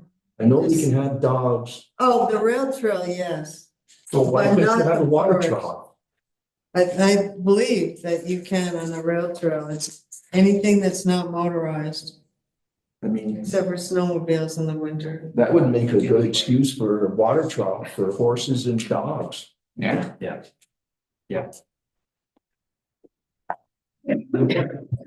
Just be a runoff. So get like an Just put a 100-gallon tank or a 50-gallon tank. float well. Yeah. We'd have to put it off the trail if you can't have anything in the right of way of the trail. But across the side of the trail right now, it could go into what may potentially be a future park. Yeah, I mean, cap it at the basement. Possibilities are endless from there. so cap at the basement. Just like a foot, like 2 foot on the outside of the concrete wall of it, or whatever wall is there, pick it up wherever it is.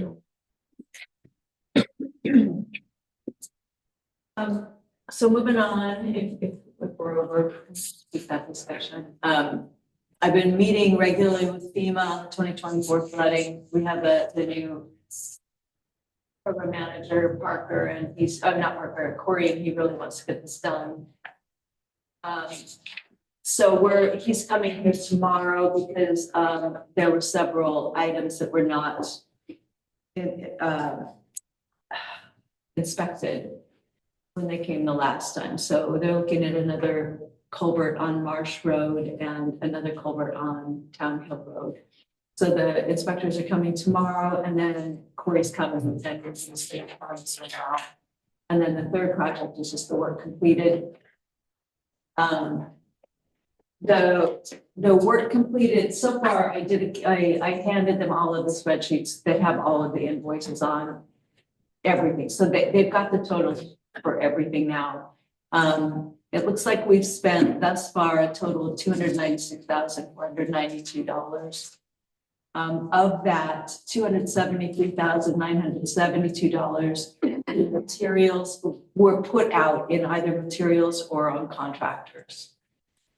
There was 22,500 that we are submitting for town labor and town equipment use.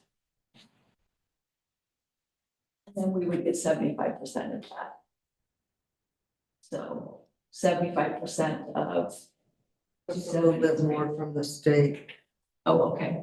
Yeah. So I forget what that is. So we'll have enough to at least reimburse ourselves for the contractors and materials. I did have a question about how maybe the board wants to proceed on the hazard mitigation work.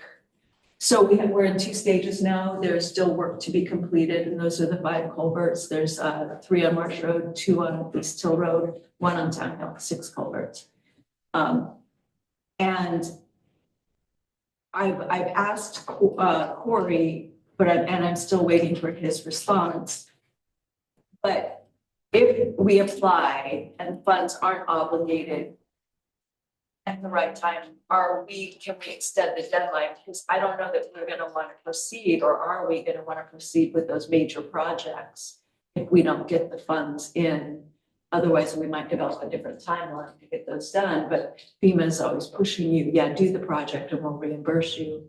And so I just really want to know from Corey what happens if we accept the sign off on this, but then the money's not coming or it's going to be canceled. Obviously, how much time do we have before we start the project, or can we continue to extend until we know that this money is going to come to us? You have 18 months from the Date of declaration, and that was back in August.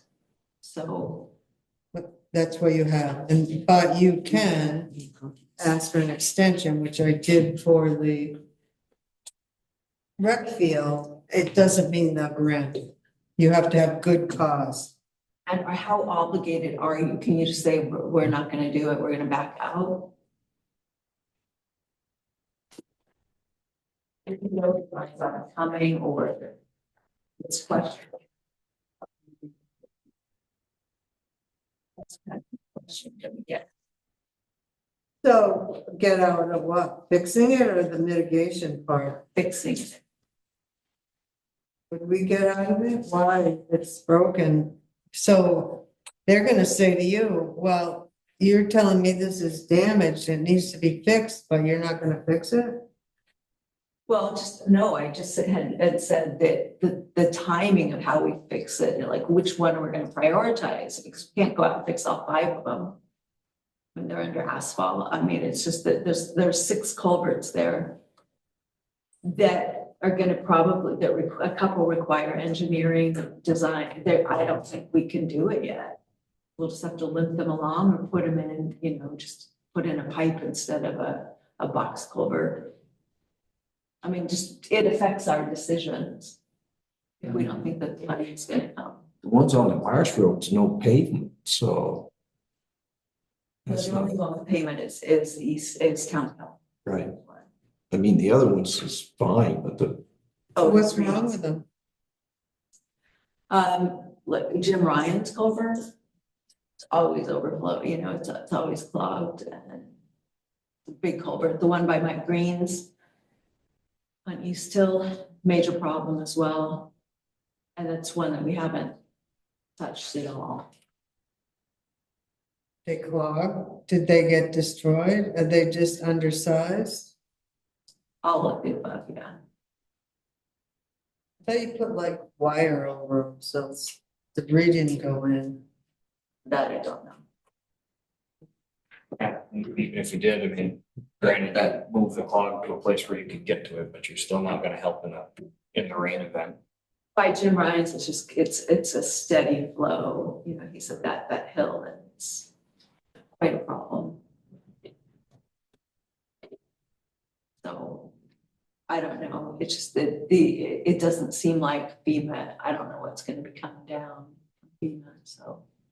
Is it a project budget? If not, we gonna wanna budget for it. Yeah, but yeah, we have to budget for these things, we can't just go out and fix them all. it almost sounds like you need more than just the one by Jim Bryant. You need a series of culverts. Well, even still, I think if I'm understanding right, the question on the table is what do we do about it? If we say yes, and then all of a sudden the funding source dries up, are we on the hook to follow through with that? And how do we finance that? Are we gonna be on the hook, to take out another $1 million line of credit? Or whatever the number is? Well, FEMA will say, fix it, and then we'll reimburse you, but we don't know that reimbursement's coming. That's how they always, that's their pattern. You can tell them we don't trust them. We just watched an ethics training on trust levels in government officials, and they should visit the Vermont ethics. See how that goes. It's something to think about. I'm not gonna really, I mean, Well, yeah, but you need to get going. yeah. I think I mean- we're gonna have to just budget it. I don't see how they can make you, do it. You know, I'd have them work through the mitigation part and everything. They're telling us now to do it. No, but from my experience listening to you and Kurt, they're gonna say, we'll Yeah, get it done because you have to have it done before that deadline, which means we have to do it this summer. Because we won't be able to do it in this winter, and our deadline is next January, I believe, the 18 months. And so just thinking ahead, we would have to get the work done now, and if it's not gonna be, I mean, we just don't have, it's not in our budget to do all of these. Yeah, you said there's 6, one under asphalt, so I mean, ballpark number, do you or Dylan have an idea on what that? I number don't is? have for that because we're looking at the pipe tomorrow, and then Bill and I have the cost for that. I've asked FEMA to cost the major culverts on East Hill and Marsh, if they're gonna go with, based on the hydraulic studies. But it's safe to say we're talking 6 figures anyway.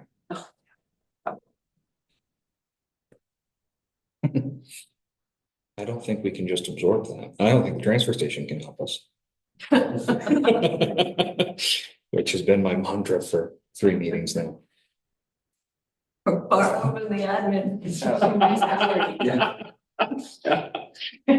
we've done that one. Maybe just pick a couple of them and like slowly move forward, but not to the point of actually putting it out to bid. I mean, if you did the. You know, get them ready. Once you get the engineering, we could definitely parse them out to break it down. I guess though, the way they write it up, so we are getting ready to move forward with the work to be completed with these 6 culverts. And then we have to sign it. So I'm just nervous signing it. I just don't know what our level of Well, commitment. read what you're signing. What does it say? I agree to finish this? Does it say, I agree with the figures above, the amount? See what you're signing. Yeah, Read that. I guess. And at the end of the day, they can't take our birthdays away, I hope. okay. I think you're agreeing to the price that, to fix that project. When you're agreeing to the damage. Yeah. Sort of a damage Right. inventory, you're saying this is damaged and it needs to be fixed, basically.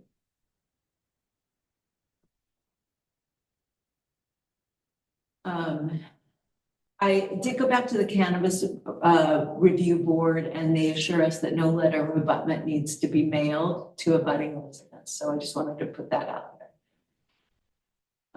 When anytime someone applies for a permit to operate in town or to sell. And is that's for growers, retailers, that's for anything? Perfect. I sought clarity because it kind of needed in a portion of it that you would need it to, but the cannabis review board said definitely no. And finally, the 911 application fee to get a 911 number. We charge an applicant $25 currently. And yet it costs us $32 just to buy the sign plus shipping. And then that's not even including installation. So I just wondered what the board thought about increasing the $25 for the application fee to at least to $35 to cover. Does that cover the pole too? $32 currently covers the sign, the brackets and the pole. But not shipping. But I'm down there often enough, I usually just pick them up. So for new applicants, Yeah. are we on the hook to Yeah. do the install? We're not gonna let builders or No, developers do their own? No. It does say though, doesn't it, that they, No. they have to do on the house or anything. If it's an apartment, they have to put up their own individually. But the street side marker is us regardless.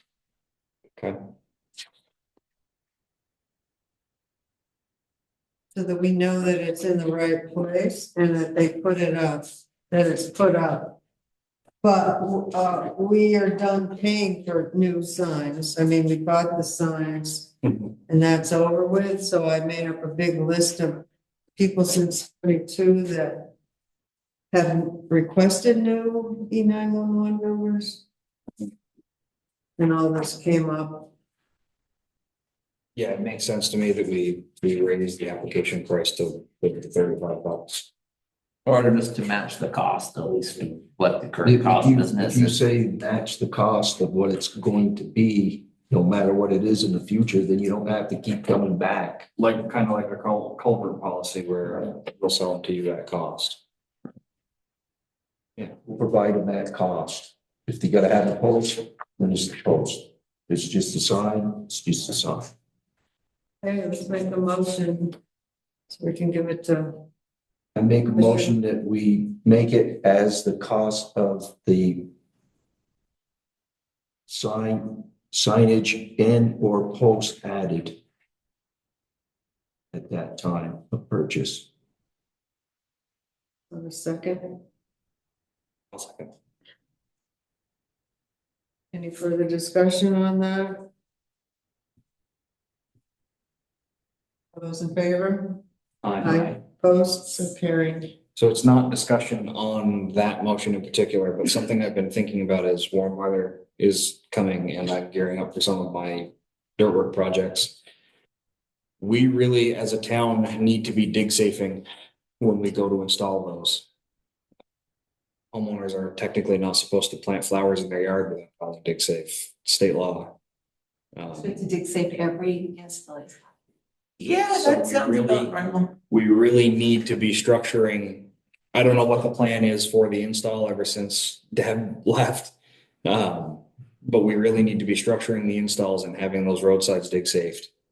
You know, if my house comes to mind because of where the battle between Skip, the at the time road foreman, and Brian, the at the time Hardwick Electric guy, made me put my meter and run my underground. Whenever somebody comes to install the sign, they're gonna wanna put it directly on top of my primary, because that's the place that it makes the most sense. And so somebody needs to be there to dig safe that, and I'm assuming that I'm not the only one. Is there a fee? Dig safe is free. It's free. You just gotta have someone go out with the paint, and you have to call them. The 20. 72, they just changed it. Well, you Okay. could just do road. No, it's 48 now. They just changed it to 48. No, it was Oh, 48, it's okay. 72 now. But you can go online and do it, but I don't know that you can do the entire road. Yeah, you can do, you have to mark out, go out, physically mark where you're gonna do it. So depending on how we're gonna coordinate and facilitate that, if there were a list of addresses, you can say, I need to know within 20 feet of, you know, the driveway apron, at address, whatever. And either pre-mark them in white paint, which is what they prefer, or you can have them just go out and dig safe that single address. Or if the rollout is a little bit more substantial, and you can say, we are doing West Hill and we're gonna do it in the next 30 days. Have them go out, mark West Hill. And it is now the town's responsibility, or whoever we contract, if we contract, it's their responsibility to maintain those marks. Dig safe won't come out and remark them. Well, I think I would do, like by week, I would just do dig safe with a couple of roads a week or something. Yeah. Yeah, that makes sense to me. I just did, something that was rolling around in the back of my brain is that I know that we hadn't been doing that, but People don't usually think about the last minute anyways, and they call for water, and they put water in sewer line. and like I said, the state law said it's talking about cost prohibitive. I had a speech 2 hours ago. You know, you can't even build a fence on your own land without calling it. If you violate state law when you do, you can't pierce the ground. There's no depth minimums, there's no nothing. You have to call dig safe if you're gonna put shovel in the ground. I've dealt with dig safe for the circus, but it's gonna be something I gotta wrap my head around doing every street. So that's sort of a crazy thing. What if you've got a garden? You gotta call them up, say, I'm putting my garden back where I had my garden. Agricultural, you don't have to. Farmers don't have to call to till their fields if you've had a vegetable plat. But if I've never had a garden at my house that I'm aware of. If I wanted to install one, theoretically, I'm supposed to call. Here's the catch though. They don't mark past the meter. So if I wanted to put something in my yard and I know, because I installed it, this is my water line, this is my power line, this is my septic system. I know I'm safe here. I still need to call them. And there is a reporting mechanism where a neighbor who saw me digging without a dig safe mark or a dig safe ticket could theoretically report me, even as a homeowner, for that. Anyway, I just wanted to bring it up to the board so that. But does then the town need to do that for ditching? Oh, Yeah, they're predicting supposed to. culverts, any road work. Yes, they're supposed to be. I mean, For new ditching, but not old ditching. And anytime you do it, they should have a dig safe number over there. They're calling them. Dylan should be going out, or whoever should be going out and marking wherever they're gonna be digging. I do think there are some exemptions for municipalities. I do think that we're allowed a little bit of freedom. Grading roads, for example, we don't need to dig safe to grade roads. But if they're just out cleaning ditches? If they're just out cleaning ditches, I'm pretty certain that they. Yeah, they got the phone lines up on Upper West Hill. Yeah, 15 years ago. Bad, And you never know where cut them power's, off. power's going to. Yeah, they went and graded it about 15 years ago and took the whole main line out. Right, I remember I that. don't know if that. Don't forget Comcast went just to trench roads. Mhm. I have no idea what's going on. Well, just something for the radar. Hope he learns that in his supervisory class. I mean, it was bad that they did put the main cable. Yeah. Right in the right of way. But again, that's the reason, one of the reasons we have those right of way work permits is that we're supposed to be making sure that everything is bored to a certain depth and blah, blah, blah. AT&T never came and gave us one. Well, they should be asking permission and that, and that's the, one of the things, you shouldn't allow it to happen. Right. Well, the issue was there was ledge there, so they moved it in to get away from the ledge, not have to blast, and Yeah, which all makes perfect sense, but somebody needs to be made. aware somebody of that. needs to come and let you know. Anyway, yeah, I didn't mean to take up No, 45 minutes, I that's- just, It's a good point. Yeah, and it's free. 811. I was afraid it wasn't. Oh, no, it's very done. It's just a pain. It's you've got files. They've streamlined, I don't know the last time you did one, but they're all online now. It is so much easier. Oh, I did them online, but it's just, I don't know. Been a couple of years in that. That's all I have. And we went out today with the geologist. Oh, right. Oh, yeah, we went up and checked out, Spalding Hill. By Oscar Wood's house. So That there- road's, and you saw us there? I saw the state's Toyota there. There were some bad places. They were a little shocked. We made Dylan come. Back good, huh? Well, I thought he should see. Yes. He just, he should know what's there too. He asked some questions, which was good to do. Pictures, we have a slideshow presentation. No, they're gonna do it. They're gonna write up a report, a geological report. And then he said that Ben said he would turn it over to V-Trans. He has a friend at V-Trans who might be able to work with us on weight limit restrictions so that we could post there if it's If need be, yeah. so. That's what I have. For the select board review, the NEK fiber broadband equity access development grant, they would like signatures on this letter of support. Bruce Wheeler has asked that we get these. It's the BEAD program, which is the broadband access and deployment. It's an application in front of, it's a federal initiative allocating 42.45 billion to expand high-speed internet across the nation. Vermont's been allocated approximately 229 million from this program to enhance broadband infrastructure across the state.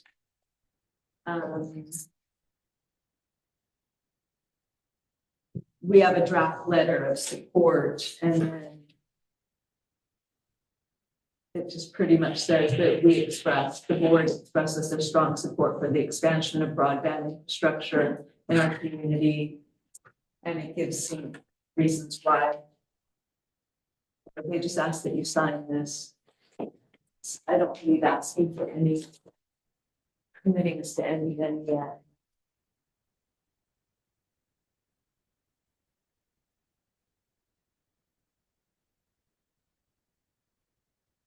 I emailed out the evaluation of the corrective action alternatives report for the gravel parking lot in town. They have found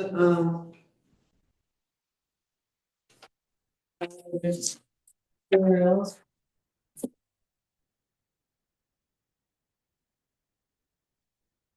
There, so basically, this is their evaluation of, giving us 3 alternatives to correct the problem.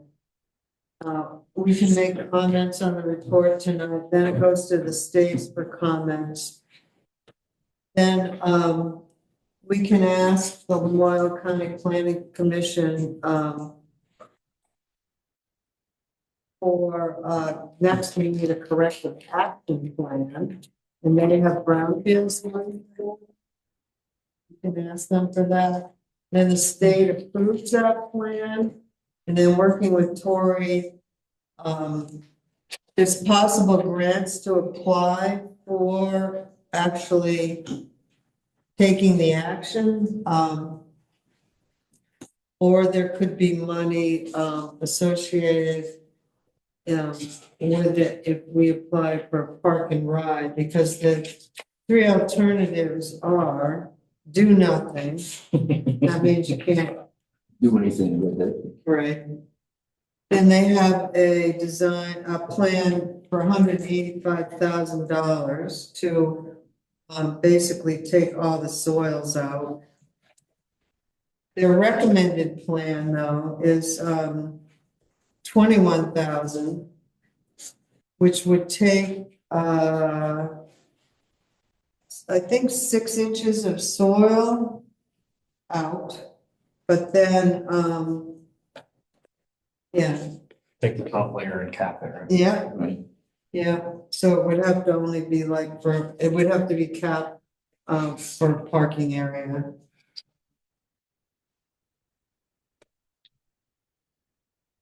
Does any of that? No, never mind. Not that. If you want to put a building there, you have to take all the soil out. If you just go on the parking ride, then you. Yeah, I was gonna ask a dumb question about being able to have impervious surface inside the floodplain, but we can't. It's only. I don't see how it ever floods there. It's so high up. It erodes, Huh? it erodes underneath Underneath what? from the river because there's nothing there for riffraff. They're afraid to riprap. erode underneath. You start washing it out. But does it actually flood in there? Does Well, that? the water that comes up brook? high enough that it would erode underneath Oh. and eat it out. Wash it out. Yeah, I didn't, because I think it's in the map. I think it's in the FEMA flood map, so I was just wondering if there are restrictions, but there's not. There wouldn't be.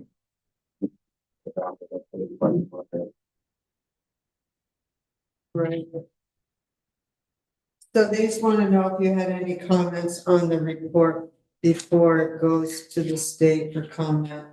Right, do they think about state, making sure the bank in the back will stabilize it also on the road if they're gonna Yeah. cap it? They haven't. Cause you want it, if you don't want to service eroding, that might be the only thing they may You want. got both sides. You got that little stream coming down from Wolcott Pond. Right, I wondered if that ever flooded there. It did. That's why they replaced that bridge. And 95. Yep. Yeah. That's because the beaver pond left goes, 3 beaver ponds Yeah. that moves, right. plus Wolcott Pond. Because the beavers were smart enough to say, hey, we can build a dam before the dam.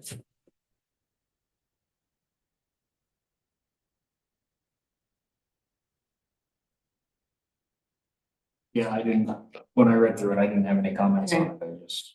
All right, I just What was wanted it to just remove the top layer? 21. It'd be interesting to ask them if they were recommending putting riprap on both the stream and the riverside. No, it wasn't in their plan. That would be something that we could probably do after. But Well, if you were to get a grant or something from a park and ride or something, we could include that. I did notice that it said hardscape cover though. Did it specify what that is? It'd have to be asphalt or concrete. Right. I don't think stay mat's gonna be approved. They consider it as a semi-permeable surface, but I don't know. And then 21,000, does that cover paving it as well? No. So Let's see. The other thing is I'd complain about if you're gonna put that much asphalt, what are you gonna do for drainage? a sheet flooding. It said, and disposed of the 6 inches, disposed of off-sided and approved. And then capped with clean backfill, a sub-base material. The area would then be covered by hardscape asphalt. So Which there's will no, mitigate exposure to contaminated soil. so Geotextile indicator fabric would be placed beneath the clean fill. Right. So you don't get water penetration. So they're gonna have, so you'd have to do the whole thing, change the whole drainage pattern so that it would at least drain. Because they ain't gonna put any drains in it whatsoever to get any water out of it. So Where would you have it drain? You can't drain it to the rivers. Cause you got all your salt, oils, gas. Appendix B of the report, task number 7, pavement is listed as a cost of $39.81 in part of the total cleanup cost. So yeah, they're claiming it'll be $4,000 to pave, to put that cap on there. Ain't very thick, Well, maybe an inch. yeah. That's not gonna hold up. Their engineering, it says the per something rules, engineered barriers to cap contaminated soil must be a minimum of 18 inches thick if not covered by an impervious surface. Or if covered by an impervious surface, 6 inches of fill or subbase under the impervious surface. Almost sounds easier to go with the 18 inches. Filter paper. It's only, if they estimated only costing $4,000 to pave, why wouldn't we have an asphalt parking lot? I'm just saying, if it's only this thick, it's not gonna last. That's the issue. Yeah. It's gonna be 3 to 4 inches. Minimal. Okay, I'll have Tori send this on to the state for comments and then see if we can, get the Brownfield Committee to give us money for the corrective action plan.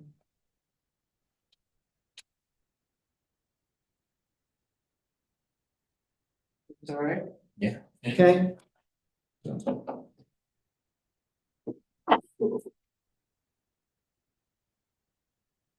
We have to clean up. Yes, so, Bradley asked if we could accept the tires at half price at the transfer station. That's from the public. This is, separate. So we accept during Green Up Day, any tires that are on the roadside that they clean up and we bring those in. But, Bradley was wanting to know if the public could drop off tires at half price. And the prices range right now from lawnmower tires to $5. Car tires are $6 to $9, truck tires are $16, and tractor tires are $41. Well, we have done it in the past when our transfer station had money in it. Are we doing good? Oh, I don't know what that is. I wouldn't mind it for the dollar ones, but when you get to the charging, that's gonna eat right into your profits. I don't know what we. I don't know, she dropped it from her desk, but I don't know what it means. I mean, These are the prices of what we charge, so, per tire.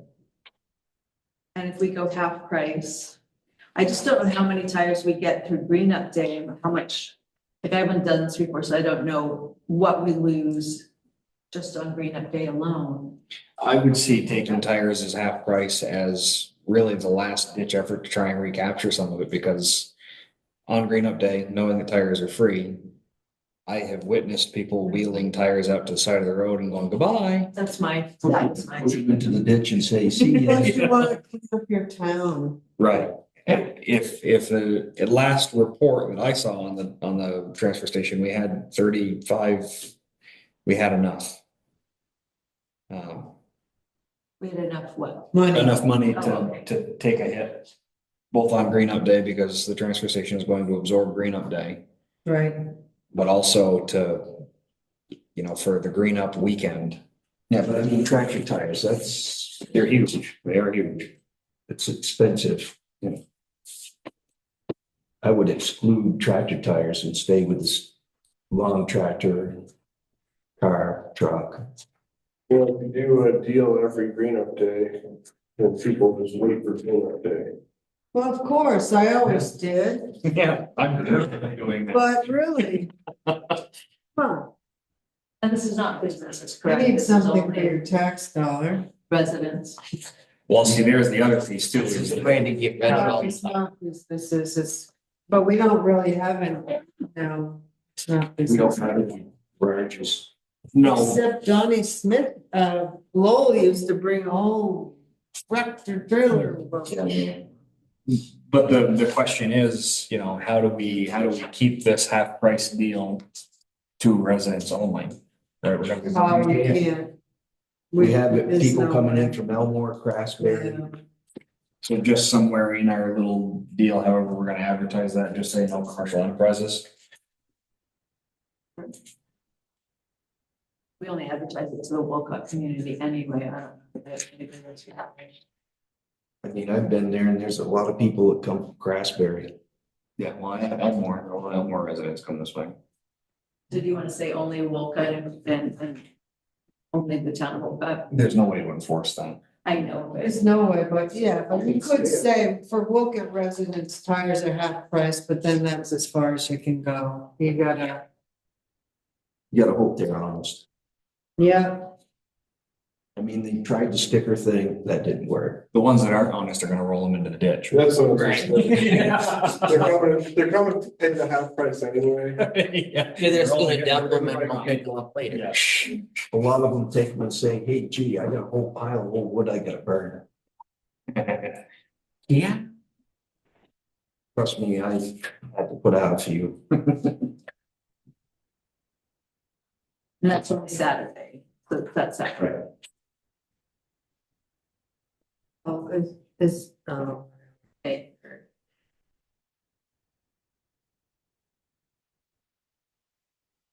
Hate to say it, but the neighbors next door, I don't know how many tires people have pushed onto there.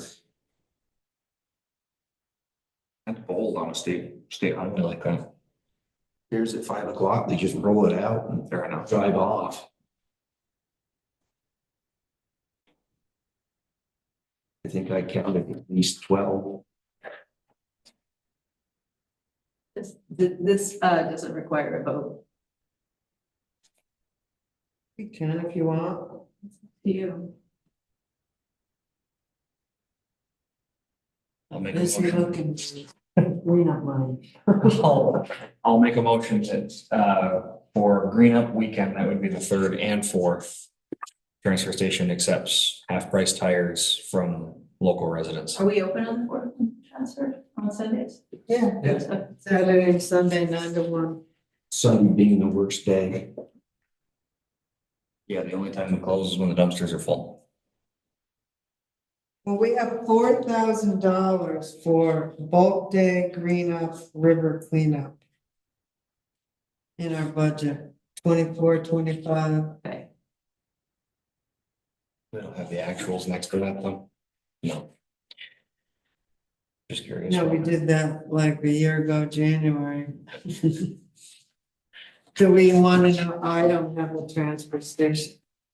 Well, they have this, so that came out of the general fund.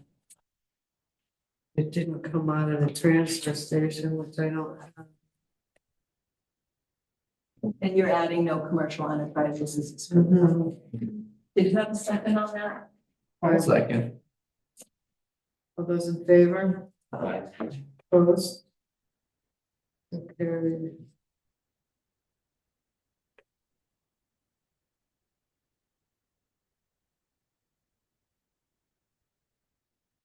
that it? Unless you have updates.